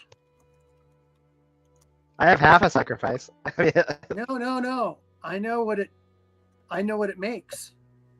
It just What? made what we just fought. That Jungle vine- remains, That Yeah. vine creature. the vines, guy? and it might refill the jars, but I think that's what it makes is that vine creature. That makes good sense to me. What's around? Is find this out. into those statues, or does it go around the corner? it kind of dead ends right around the corner of the statues. Like there's a collapsed area. Like you get the feeling Oh, that okay. maybe that part of the tomb had collapsed over time.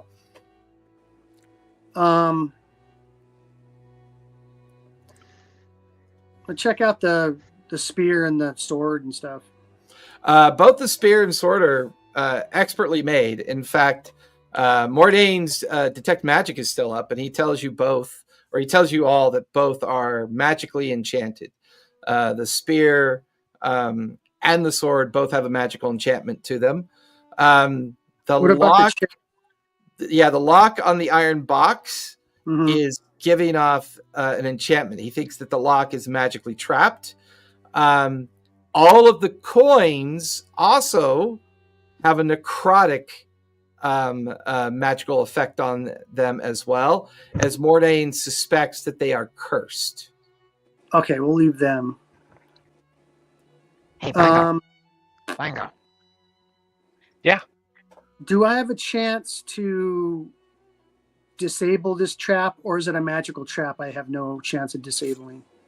I mean, it looks like a dispel magic would be required to disable it, or you could try to do a sleight of hand and minimize the outcome if you roll high enough. Does anybody can anybody take care of this lock? Mordain, Mordain only has... I have thieves' tools. Mordain has Identify, Devil's Due, Detect Magic, Arms of Hadar, Detect Magic. Yeah, he does not have anything. He's got Mage Hand. He could try to trigger it with Mage Hand. Yeah, let's have him trigger it with Mage Hand. We'll stand back like 20 feet. Okay. Fair enough. Go ahead, Bungo. Slick, you guys were about to do something. Hey, Bungo, what do you say about after what Zafora said about between my alchemical knowledge and your druidic powers, we could probably create one of those plant creatures and get you a pet. I don't know. I don't know if it comes as a guardian or I don't know. We can try. You guys do this somewhere where I'm not. I'll create this, but you use your druidic magic to control it. I'm still looking for druidic messages that may have been left here. Slick. Yeah, Slick, you can give me an Arcana check on the nature of the ceremony that's involved, if you'd like. Because you're a natural tinkerer, you should have some advantages on that, right? I'll explain to him what's in the book to maybe help him. Okay, so you can make it. You can make the roll with advantage because Zafora is helping you. Yeah, that was 13. 13 is still high enough that it seems to follow the same principles of a summoned creature. Whoever summons it, it would be tethered to that person who summons it. Yeah, but from that information, it looks like I'll do the alchemical part, like the nitty gritty. But like you would have control over it once with your druidic magic. Once we could like create it and summon it. Well, I think if you summon it, there's nothing to stop us each from getting one, as long as we just give gold to these clowns. Oh, good point. I mean, I just got my armor set. I really don't do plants, but that maybe you could use. Maybe have a little buddy. Can I just say one thing? Have seaweed. That would be cool. This isn't a handful of seaweed local town shop where you go in and just buy whatever you want. Well, it does seem that these statues do seem to follow the laws of reciprocity. Well, it's not my god's holy thing, though, so. So that's a good point, too. You can have this one, and let's move on. Okay. And I'm gonna go start putting I'm gonna start doing the whatever I need to do to putting the chemicals, not the chemicals, but the items together and trying to try to get this thing created, and then have Bungo do whatever he needs to do so that it becomes now. No. That's what this whole thing was about. When we leave, you can do it in a controlled environment. This is as controlled as it gets for us. For me, not so much, but for us as a whole, I mean. I'm ordering you not to do it. As he drops the match into, he's looking at him like, whoa, and don't, okay, and he drops the match, and it lights the fire in the brazier. And it is called brazier. It is called brazier. I looked it up. It's called brazier. A brazier. No, it's called brazier. Brazier. Sorry, brazier, but they're spelled the same. Yeah. Quit lighting bras on fire, would you? As you drop it, I leave. Yeah, you watch. I walk down down the long hallway. We do this. Before he drops it, a portal opens up and a gnome comes out, all burnt up, and says, "Don't do it!" And then just runs into the portal. Yeah, within a matter of moments, you watch as a very tiny. You watch as a very tiny little blight creature steps out of the smoke and the incense and stands there, just kind of doing this in front of you. Pongo, do your thing, control it. I control it? You're a druid. You gotta have some sort of knowledge or something. I don't know. This is not my realm. Hi, buddy. How you doing? It just wordlessly waves at you with its little tiny stumpy arm. Look how cute he is. Come here. He walks towards you, Okay. stops like at your feet, stares up at you. I am Groot. Pick him up. Pick him up. Yep. He gets in your hand and you hold him. He's only about 8 inches tall, maybe a few inches around. Are you telling me we have a Groot? I'll put him on my shoulder. Okay, sits on your shoulder. Pizza for that wasn't so bad. That wasn't so bad. Okay, now we can go. Thanks. We should make one for you. No, I think Sephora's gonna kill me if I keep going. I love how Ivar turns off his camera. He's like, I'm Fails. done with this. I'm done with this. Did I? Because I find just any disappeared. That's why. druid- What's that, Bungo? What's Did I find any druidic anything in here? I was Not looking. particularly, but you do Okay. recognize what the creature is. It's essentially a lesser jungle blight. And these are magically summoned creatures that can come in varieties of sizes and power. You get the feeling that unfortunately the offering was not all that great. So instead of like a normal blight, you got like a Blitz. pint size. Yeah, like you got like a baby blight A basically. pocket Baby blight. blight. Yeah. Yeah, it's I basically a slit baby blight. Slick's throat and let him bleed all over the statues and see if we get a giant one. Like more Just drain him out, like really make sure that neck opens up, and I get all the get all the cartilage out of the way. Hang him upside down, swing him by his legs, triple force, shake Then I everything give out. him that blob of healing and push him off to the side. You're on poop deck Alright, duty the rest of your life. Mordain, you guys watch as this is all unfolding, and then Mordain guides the mage hand over to the glyph lock, and as he twitches the mage hand, there's a 5-foot radius of like the shatter effect, kind of crackles out, and then collapses in on itself. And the chest is no longer trapped. The lock is now bent open. The glyph has been expended. Nice. And there's powdered glass inside and a murky liquid. There is? Yeah. How'd you figure that out? Oh, great. He's reading the. I think he's collaborating. He's collaborating the story with us. The lid is still closed. The lock is broken off, but the lid is still closed. I've done enough. I'm not touching it anymore. Oh, you've done enough now. There's a blade facing towards my throat. I'm not moving. I'm just my big arms are up with my armor. I'm just Hey, Now Brute. it's not doing Hey, anything. Brute. He says to the baby blight, "Hey, Brute, go open that." Oh, you're going to chest." call him Brute? I love it. Yeah. Fucking You watch as the little Hey, this tiny might Brute. solve the problem for you right now. So Yeah, you watch as the little tiny Brute goes over, stands in front of the chest. Can't get it up. No, he can't. Because it's like he goes to push open the lid. And he's too small. He's just too weak. He can't.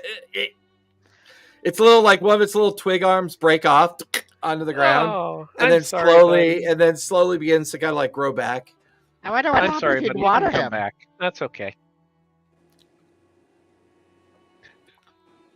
Kunlun comes over. You broke him. You broke him. Kunlun comes over and gives him some of the troll shit.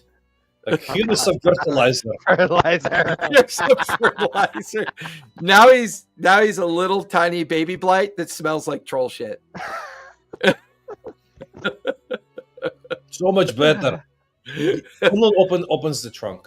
Yeah, Kunlun I like was just looking. oh yeah, What the fuck is going on? What are you people? Who are you people? I'm never going on a mission with you again. Kunlun. Zephyr These is are dead. some of the This same is- people this that is I your had a circus. character that went to 20th level with them. And they're just off the fucking chain. You watch as Kunlun just All right. lifts open the lid. Inside is a single book that is made of pure silver with like a black leather binding. And on the front of the book is an image of Zahir. And the book itself is locked. It kind of, for you, Zafora, without saying anything, you immediately recognize it as a Zahir prayer book. It's a book that a priest of Zahir would use to do cantations and parables and other things as well. Triple class? Go ahead and open it, Bungo. What, me? Do you want Brute to open it so he'll die? What, Slick? I'm still frozen. I'm still frozen with my hands up. Not it. Be Not very it. careful with that book, Bungo. You and your little friend. You watch as Brute goes over to open the book, goes to fiddle with the latch, and just vaporizes. It's like fiddles with the latch, and then the baby blight just turns into dust. Oh, I don't know if that made Zavora happy, but it made Ivar happy. This ain't got nothing to do with Ivar. It's got everything to do with Zafora. I love Can I you just guys. say Believe that me. I am loving you that I love am not the that. I voice know. of reason in this campaign. I love that Right? I'm not the voice of reason in this campaign. Yeah, you're chaos. Yes. Yeah, you're pure fucking chaos, dude. I'm loving funny. Flights on Crimson and having to be the voice of reason was so aggravating for a while. Let's go check out this other chamber real quick. Yeah, as far as you know, there's just one other chambered area that was like through those double doors. And that Yeah, on you've the got a map, map it's now, right? described. Yeah, the map describes it as a containment chamber. Let's go into Is And it there was also a double set of footprints that went in that direction. Yeah. Never came out. Does it show it going? They show them going in. Yeah, the footprints do show it going into the door, like at the door frame, and the door. You can see where the doors were opened and then Mhm. closed. So you definitely Are- get the feeling two people went into that chamber. Are they super tightly sealed, or Not Is there- necessarily. I mean, is they're there, like- accessible. gaps where a little crab could crawl under and tell us what's going on in there? Definitely. Slick. Okay. Can you have your little friend crawl under the door and see what's going on in there? My little friend. I'm worried, my little friend. Can you Whatever. rebuild him if something happens to him? Whatever you If not, wanna I can call it. send crackers. I'll just lose crackers for the rest of the day. I can summon them again That's tomorrow. fine. Whatever. Your bird. Your Wait, the bat. bat now, isn't he? Your Yeah, crab. so you can turn it into Whatever. Crackers, come Oh. here. Something besides us. Can you pop in there and see what's going on? In bat form? Yep. You want to turn it into a crab now?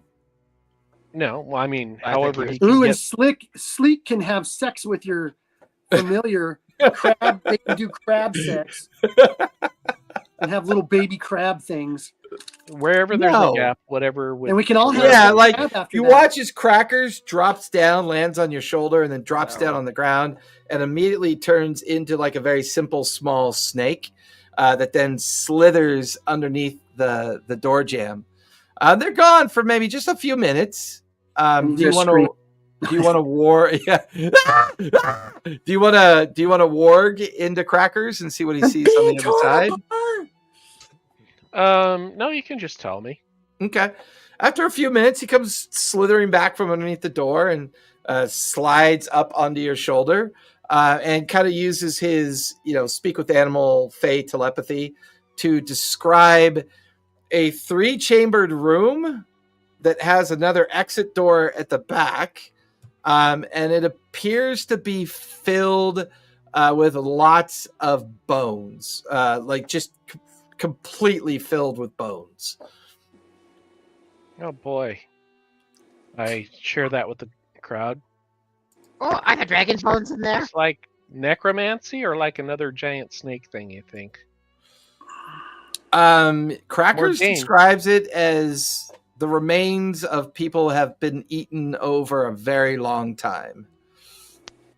Okay. All right, I'm going to check the door for any kind of traps or anything. And I check the door for any druidic messages. Yeah. What are we looking for druid messages? Both of you give me investigation check, if you would, please.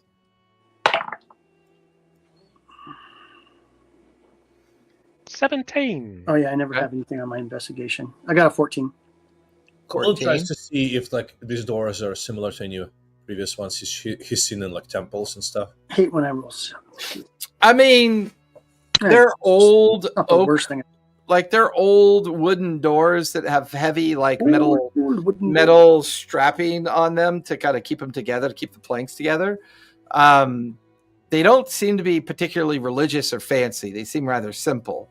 They don't appear to be trapped, the doors themselves, but there is a thin silver wire at the base of the door. You get the feeling that maybe one of the people that came through here put an alarm spell on the opposite side as a means to just get a warning if anyone were to come through here.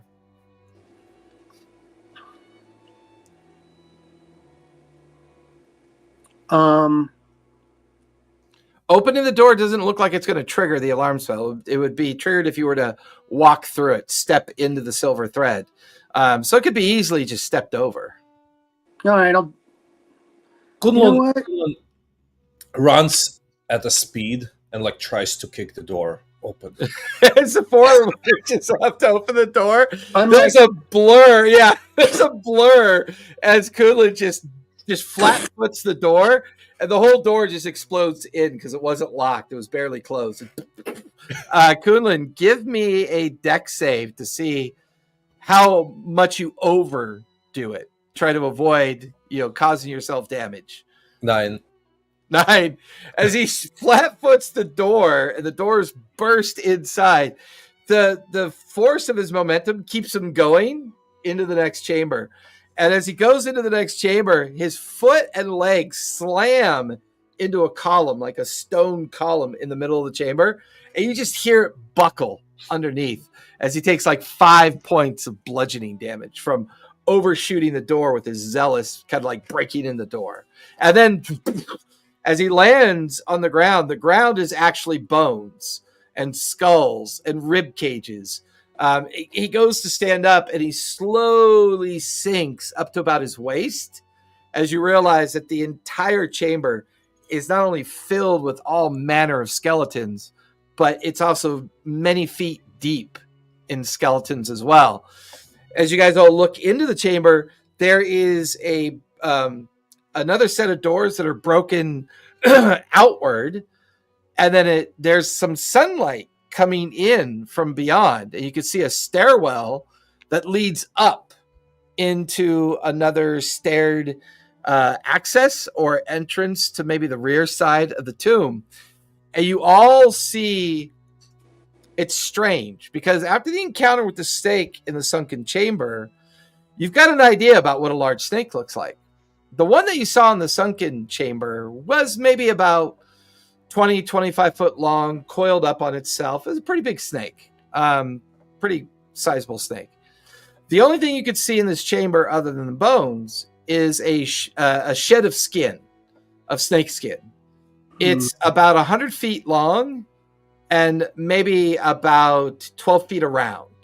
And it looks like it shed its skin maybe within the last couple of weeks because it's very much still there, a little desiccated. 8, yeah. You get the feeling that maybe those two guys that came through here inadvertently let out a very large snake up into the island.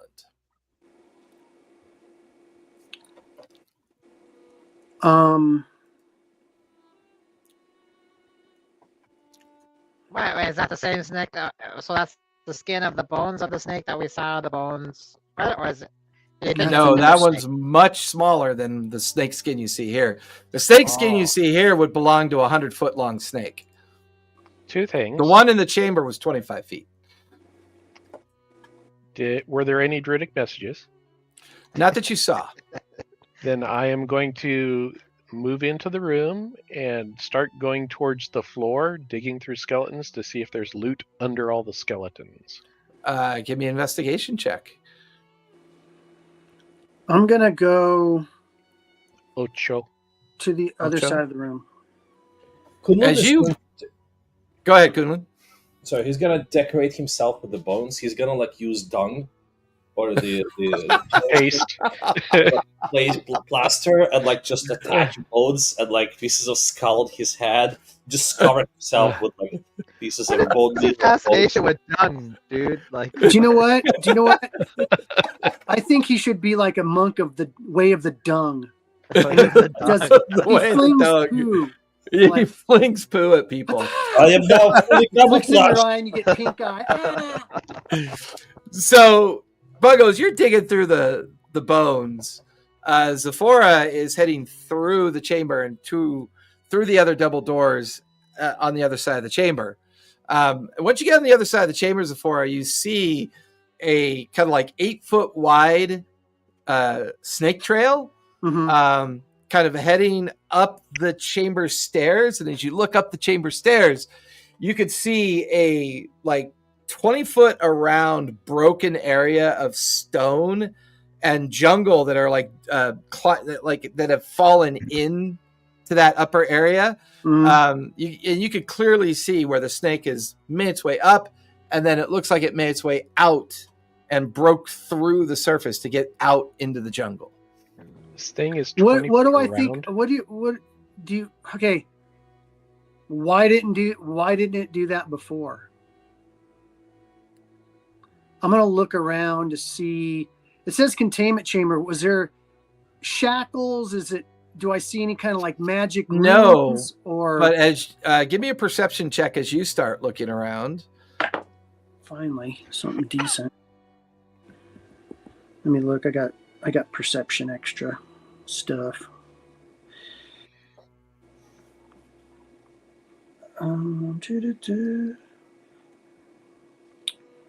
Perception. So that'd be a dirty 20. Dirty 20. There are 2 more physical remains in the chamber. You can see what looks like the remains of a wizard, Yanti, as well as what might be a ranger, Yanti. There is also a lot of fine residual powder lying on the ground. You get the feeling that a very large like barrel of black powder exploded in here. Okay. Were they killed by the explosion? It looks like they were killed by the explosion. Like something, like maybe they were doing something, like maybe they were trying to find a way out.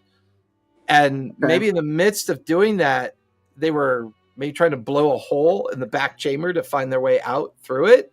Okay. And maybe they were surprised by the snake, which caused them to fuck up what they were doing. And then they blew up the entirety of the back end chamber because the other doors were gone. There's a huge amount of soot and powder everywhere. And the explosion looks like it channeled up through the stairs and maybe weakened and caused a collapse of the ceiling up above. And the snake just pushed its way out more. And the snake like- just kind of forced its way out and Hey. made its way out into the jungle. Ate What too much chili, blew out the back door, and the snake got out. I read, I'm going to check the bodies to see if there's anything on them of interest. There's not much left. I would say you find a few coins, but they were obliterated. I just yeah. anything that might be of help. Yeah, with that same perception check, I mean, you find 8 gold coins, 2 silver coins. I will say you do find the remains of a spell book as well. Like a tattered one. Yeah, it's tattered, but still, usable. Okay. More Dan will use it. Read half. I the look spell, make up the around to rest. see what they might have wanted to use that powder on. Like, is there something in here that looks like they would want to get through it? As you hear Bungo rustling through the bones, You get a feeling that maybe they were going to either use it in the chamber where the bones were, or they were going to initially blow up the wall that their bodies are kind of resting against. Okay. Because on that wall, there is a lot of religious iconography of Zahir. And it's like, it's like a Yuan-Ti priest wearing a mask of Zahir that's in various stages of giving a religious speech or, doing religious activities or doing cultural activities. You get the feeling that they thought this wall maybe was intended to hide another chamber beyond the wall. I'm going to check for secret doors. Give me an investigation check. Ah, yes. Nat 20. Plus 0. Or a 20. There's definitely something strange about the carvings on the wall. You begin to run your fingers along it, and you notice as you run your fingers along the carvings, there's these small indentations on each of the carvings where the priest is wearing a mask. The indentations are big enough for a coin to slip into, and there are 5 indentations on the wall. I'll put 5 coins in. You drop the coins in. You can hear them through the wall, kind of running plinking down. Yeah, like plinko. Like you could hear them plinking on the other side, and then they stop, and you hear like a sound of a lever releasing itself, and then the wall splits open.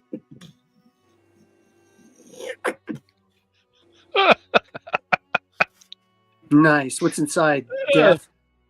No, I'm just those guys blew themselves to smithereens. I know. Rather than part with 5 coppers. Or they just weren't smart enough to figure out that there was a secret door here. Now I kind of figured out like not all Yuan-Ti are even smart like I thought they were. Yeah. Like these guys are fucking idiots. Like I get the feel that Slick is watching this and going, see, your people are pretty stupid too, Zephora. Yeah. I'm getting that. I was going to. Meanwhile, Kunlun is standing One there. of them was a wizard. I think they all deserve to die.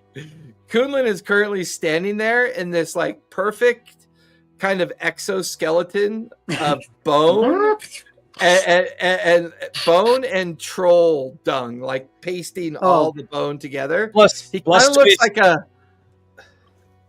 Say that You again. can't see his face until his plus 2 eyes open. AC. Plus 2 AC. Hey, Can you stand a few feet that way, please? Thank you. Jason, it's like Predator. You don't see his face till he opens his eyes. His face is just covered completely with dung. He's got the skull cap on top. Yeah. Now, for the proper picture in my mind, is troll dung more greenish or brownish? It's more greenish with a bit of. Well, it's more like a Ben and Jerry ice cream that's like baby blended poop. with different. Yeah, it's got blended colors with it. It's that super sticky poop like babies have. It's marbled. It just peanuts, gets everywhere and sticks. Well, now we're just doing this for Slick's benefit, so that's not fair. He's gone.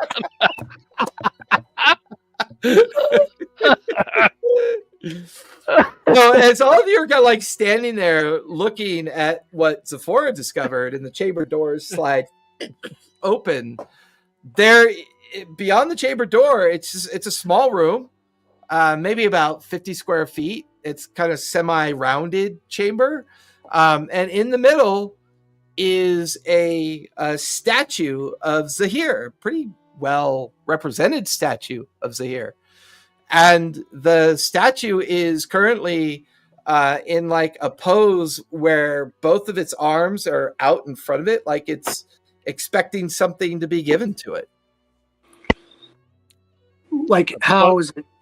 Like Fungus this? pops out of the bones. No, its arms are out, like it's expecting something kind of large or medium size to be placed Or on its arms. staff-like?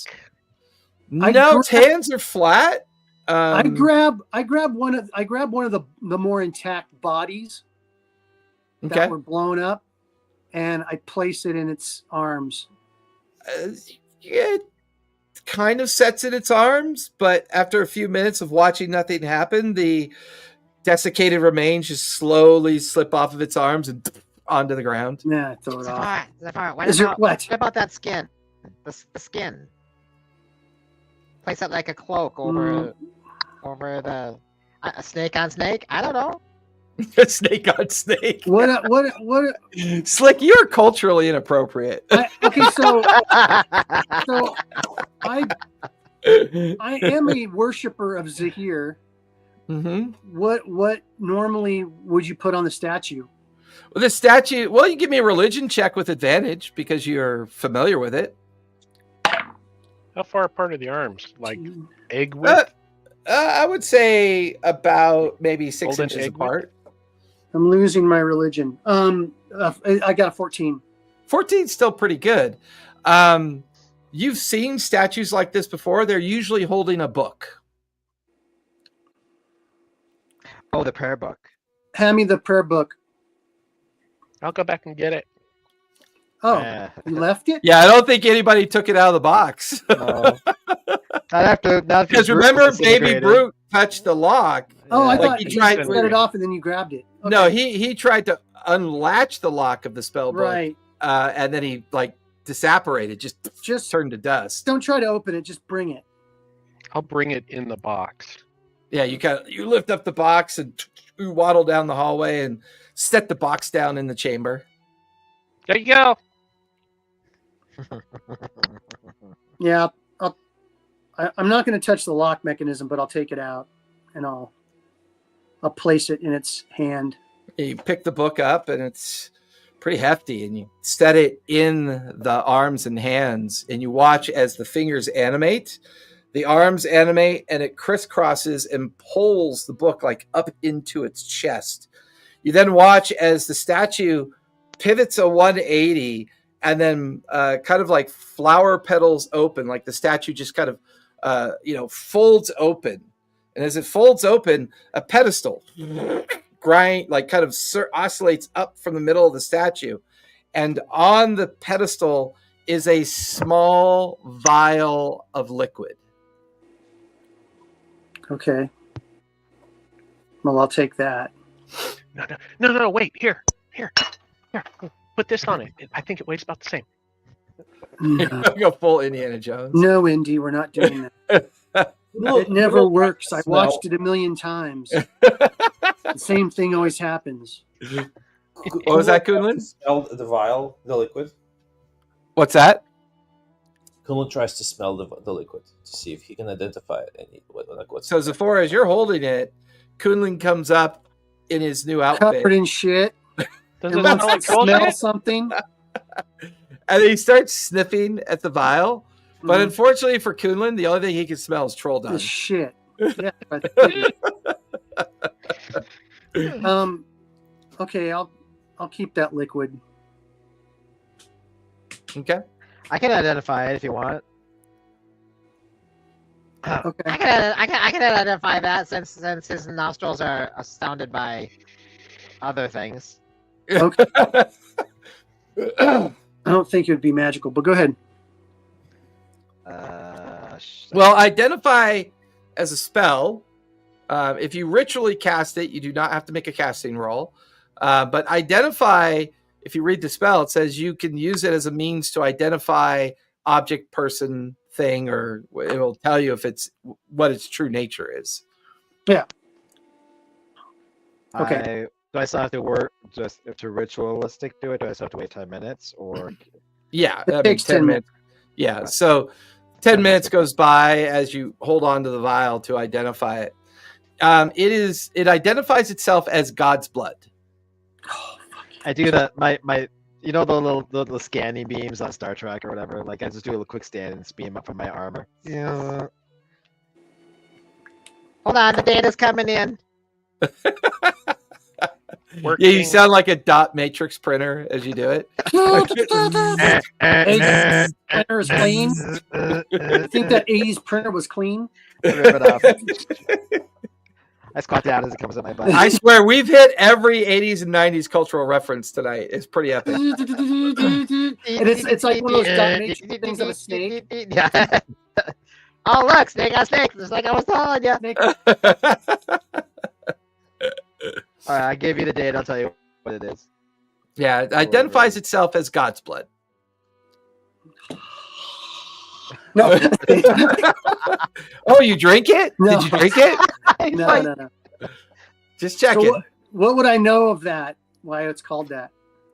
I mean, with your understanding, it's not too uncommon for Yanti priests to hide artifacts, relics, or things that they think are important to tether them to the belief in Zahir.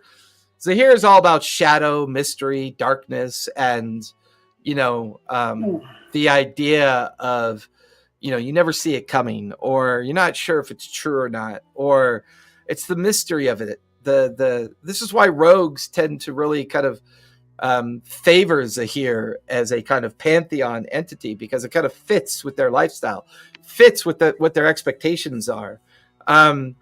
This particular vial, you get the feeling, is an opportunity to channel divinity. You get the feeling that maybe the priest would use this as a means to commune with Zahir and ask it the 3 questions. What's your favorite color? Do you like me? Yes or no? I'm just kidding. Well, no, commune can be a little bit more detailed, actually. Commune can actually be a lot more detailed information. Just kind of depends on what the questions are. Okay. Well, there's 100-foot long, I would have to probably say a poisonous snake roaming around the land. We should probably get out of here. That's just me, though. You may want to go hunt it down. Slick. Yeah, I want to go back and take that dragon. Maybe you can make it a pet. You and Bungo can make it a pet. That's Bungo's domain. You're such a good team. I'm gonna go back to that dragon and get that dragon head.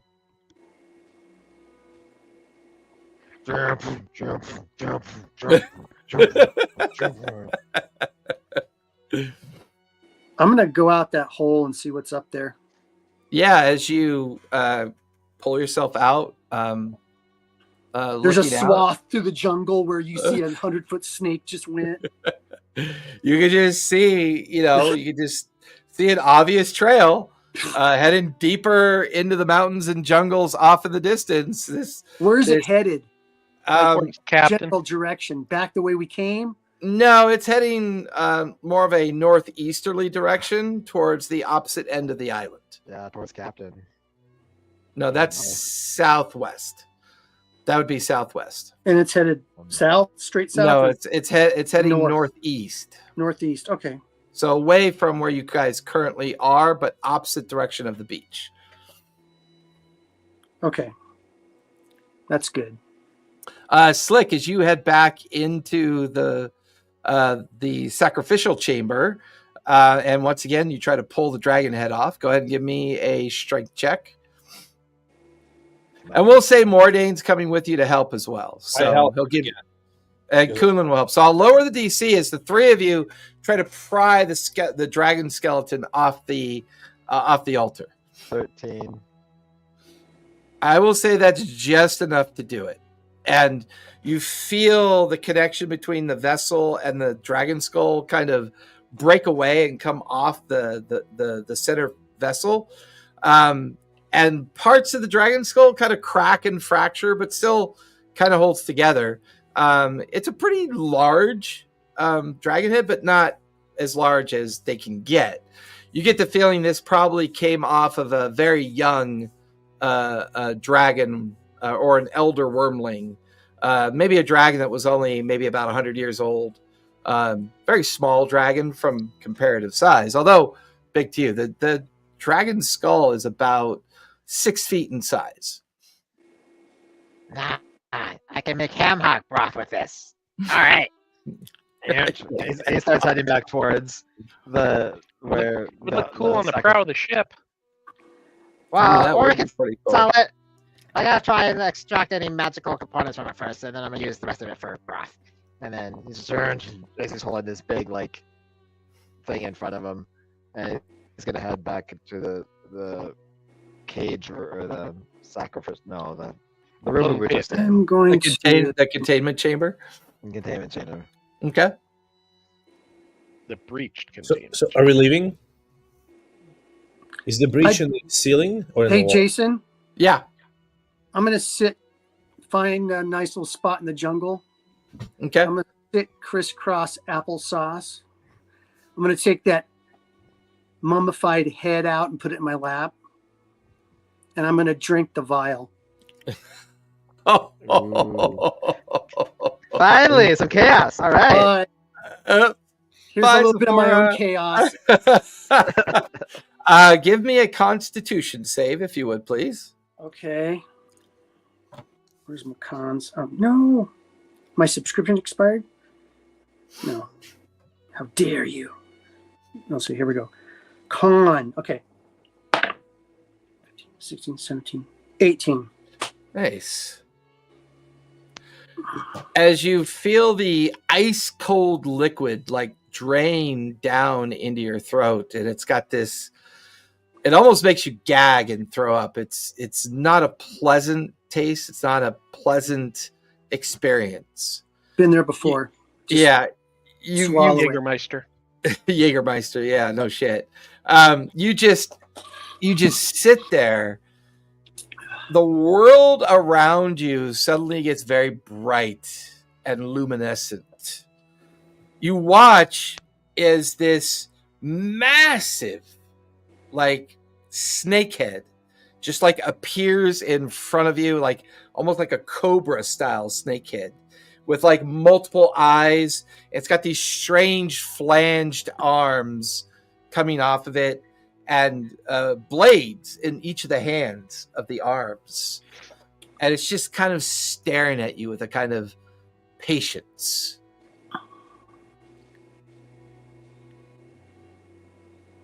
Okay. Daddy. What do you do?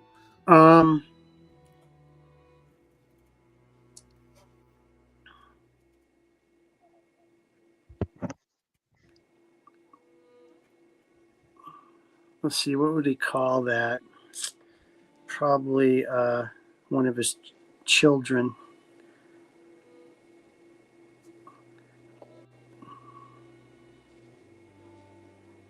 I have stumbled onto this. The priest is long dead, and your child has left its nursery. What is thy bidding, O master? Do you wish to become a priest of Zahir? Fuck, man. Triple classed? Are you sure, my master? Do you wish to become a child of Zahir? Yes. You watch as all the eyes kind of flare, the kind of deep green energy. You feel kind of like these scales begin to form on your collarbone.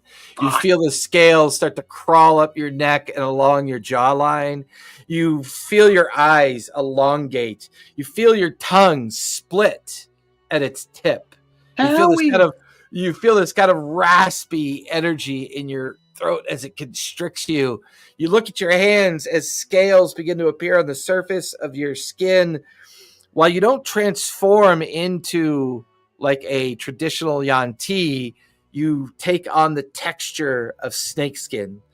And you quickly pull out your blade to see your eyes are now like these yellow and green slits with these very like kind of like tiny blackened pupils in your eyes.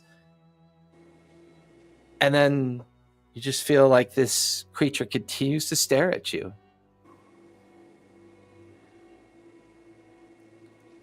Okay. Fuck. 2 more questions. See, what was my first question? What side bidding? Yeah. Yeah. Okay. Well, no, your first. What was I bidding?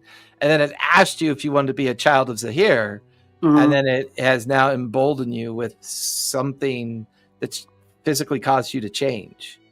Hashtag warlock. Okay. Hashtag warlock.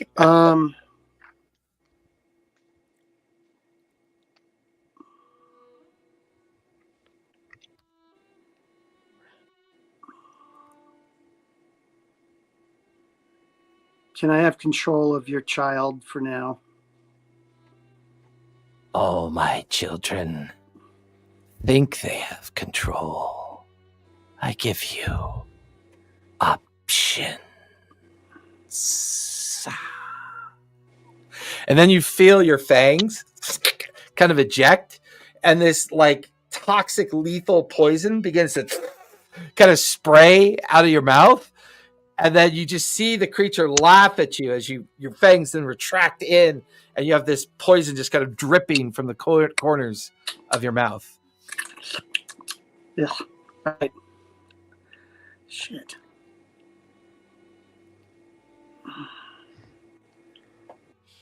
One more question. Fuck. Hey, you drank it, baby. I know. What do you, any hints, guys? Give me some hints. Yeah, something that's gonna push the story along. Well, I know. I'm trying to. I want to get it. I want to get control of that huge snake.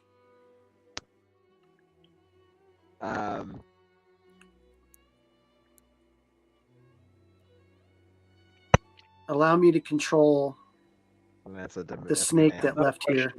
That's a command, not a question.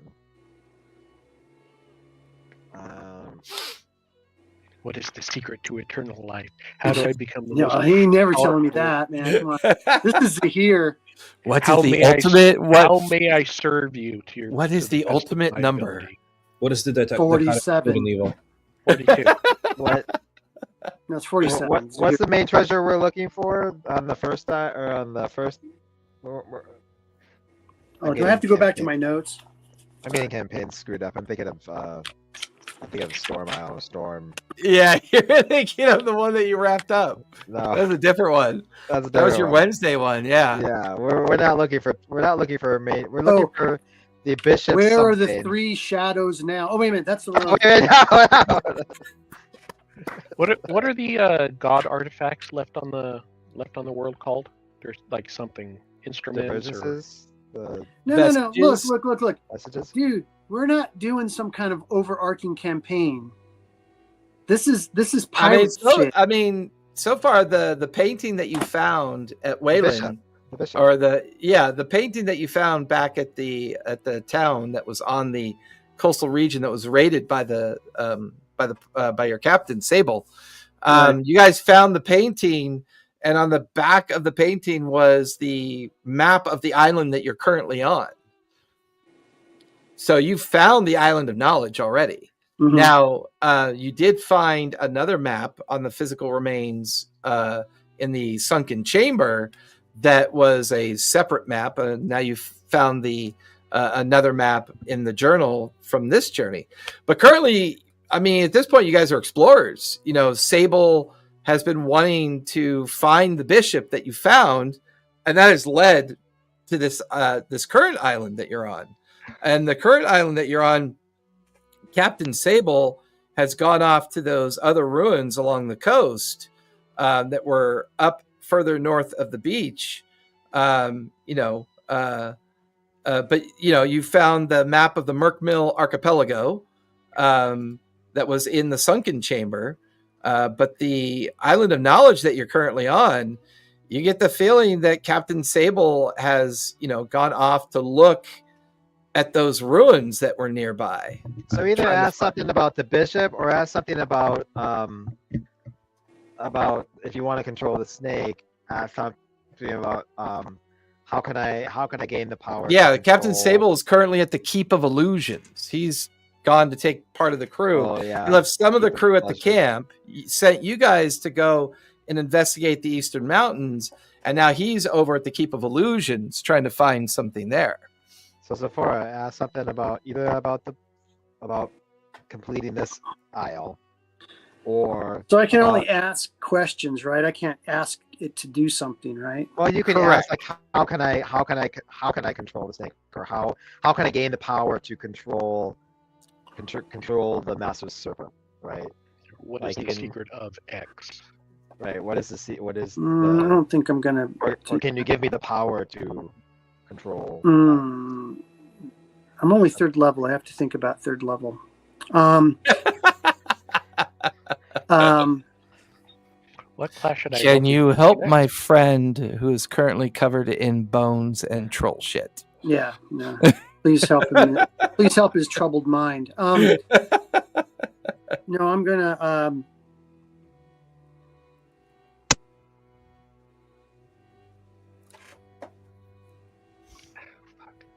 You can tell that Ivar has been playing at my tables for a while now.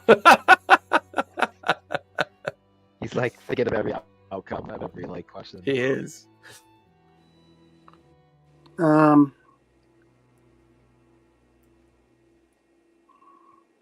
may I serve you best? Give me the power Question. May to I control have the power? captain. Question. May I have the power? That's a question. Because look, guys, we're gonna be pirates on a pirate ship. I don't want a captain. It's our pirate ship. Okay. I'm down with So- that. I can see you hiding from the shadows and manipulating him as a figurehead. Well, that's what I'm trying to get at.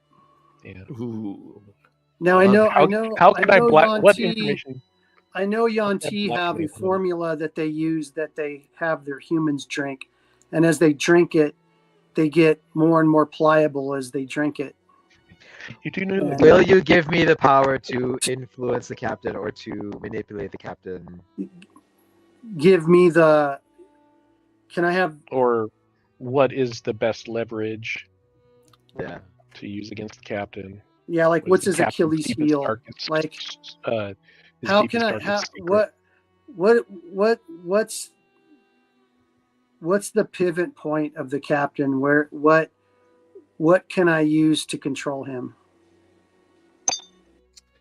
Zahir puts an image in your mind as the final answer, and as he begins to fade, the Mhm. effects of the vial begin to wear off. But the image is of a captain who likes to drink, and then an image of you milking the fang of a very large serpent.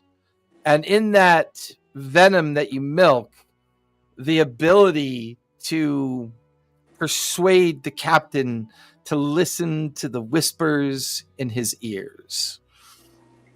Okay. And then the image just kind of fades. You get the feeling that if you track down that snake, kill it, and then milk the venom glands, you'll obtain the power. He's forcing you to earn the power. I got you. Now, when I come back, am I fucked up looking still? No, in fact, as the effect of the vial fades, Right. you hold out your blade, your skin is normal, your eyes are normal, your fangs still pop out a little bit, but not the abnormal length they did before. You get the feeling that you now have a special ability. Once per day, Okay. Nice. you have Zahir's blessing. When you invoke Zahir's blessing, it gains you an armor class of +1. And you can use the breath weapon ability of poison, which allows you to spit a cone of poison 15 feet in a cone form directly in front of you. Does he change momentarily when he does that? Yes, she will change for like that 6 seconds of the use of it, and What then damage does revert. it do? The poison does 2d8 poison damage. No save. Nice. Okay. Okay. So basically, it's like your skin toughens your armor, and then you have this ability to cast a 15-foot cone of poison at a given target. Do they have the poison condition after that or no? No, they just take poison They damage. just take poison damage. Okay. Yep. Um, So as Does you the come armor crawling, negate his monk stuff, or is it natural armor? it's like natural. It's a natural armor enhancement, like toughens his skin. Or her skin. cool. So Zephora, you climb back down the hole to find Kunlun Slick, who's now holding the big dragon head. Bungo, you've kind of given Ham up on broth, searching through the Beef bones. broth, chicken broth, noodle broth, broccoli broth. I mean, there's so many broths that I could do with this thing. I mean, just look at the size of it. Broccoli broth. I love it. I hope you can keep up because we're tracking something. And Oh, we're what are not you going back drinking? the same way as the apes, right? Because they were not happy.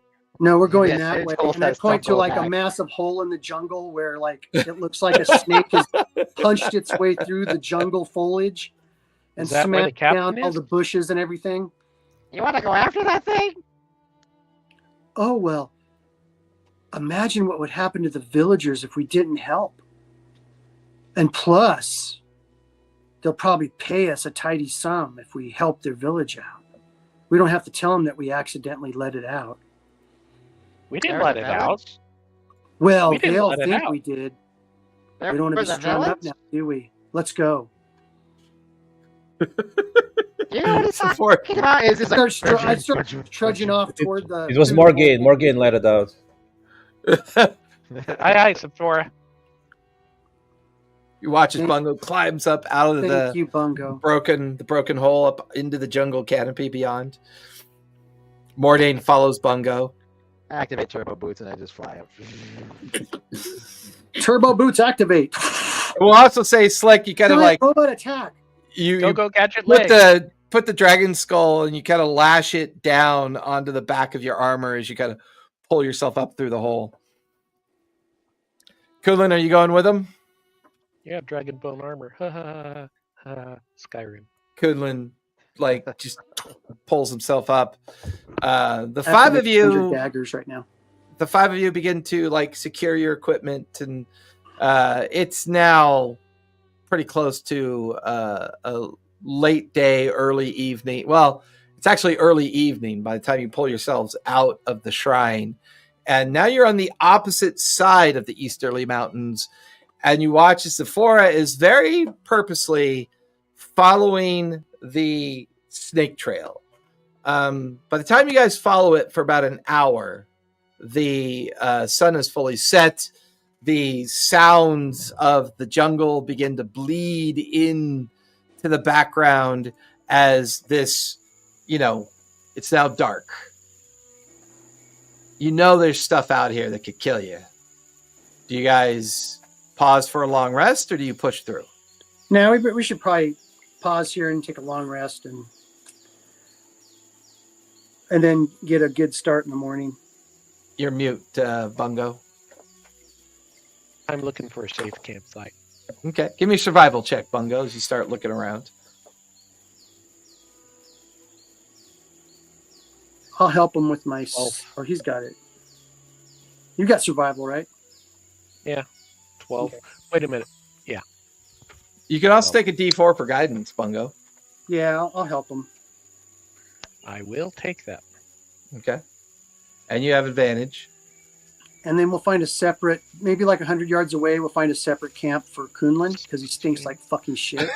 16, I get to roll again. Down, like upwind of us, so we don't. Well, catch but it. once again, yeah, you get to roll again because Zephora is helping you, so you have advantage. Okay. Oh, wait a minute. That was a custom roll, not a...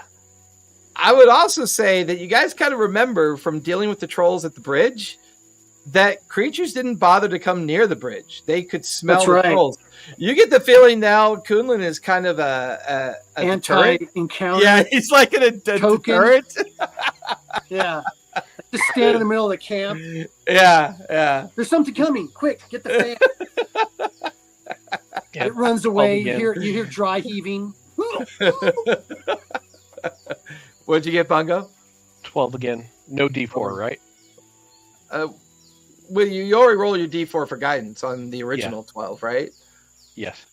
So 12 plus 4, 17. 12 plus 4 would be 16. 16. 16. Math hard. meth guard. You guys find like away from the main trail, just enough to keep yourselves safe. You find a little bit of like an area that you can kind of set up camp in. You kind of get a small fire going, and you guys settle into the activities that you normally do before a long rest. That's where we're going to finish tonight, as you guys are going to be starting day 1 of hunting down this snake in the following morning. Oh my God. So Kunlun, as long as you wear that, what you're wearing, right? Currently, creatures have disadvantage on perception because of the foul smell. And you do get a +1 for your armor class because of the bone and like protective nature of what you built. And I'm going to say it's going to last you about a day. Like it'll last you another day before it starts, drying and kind of peeling off your body eventually. So I'll say for the next 24 hours, anything making a perception check against you is at disadvantage, and you have a +1 to your armor class as well. Dude, we're gonna be troll hunters. He's gonna be hunting down trolls, just to, like reach in their butts and like poop out. Give me that food. We're harvesting. He's gonna open up a high colonic clinic for trolls. Yeah. No, he just keeps a troll in the bottom of the ship with buckets and makes them fill them up with shit. Force feed it. Yeah, force feed them a bunch of stuff. All of our enemies. Oh my God, that's hysterical. So I think we're all good for the 15th, correct? Everyone's good? Yes. Go ahead and linger a bit for afterwards. Everyone else, thank you so much for coming out and watching. Be safe, be kind, and don't forget, play a game, everybody.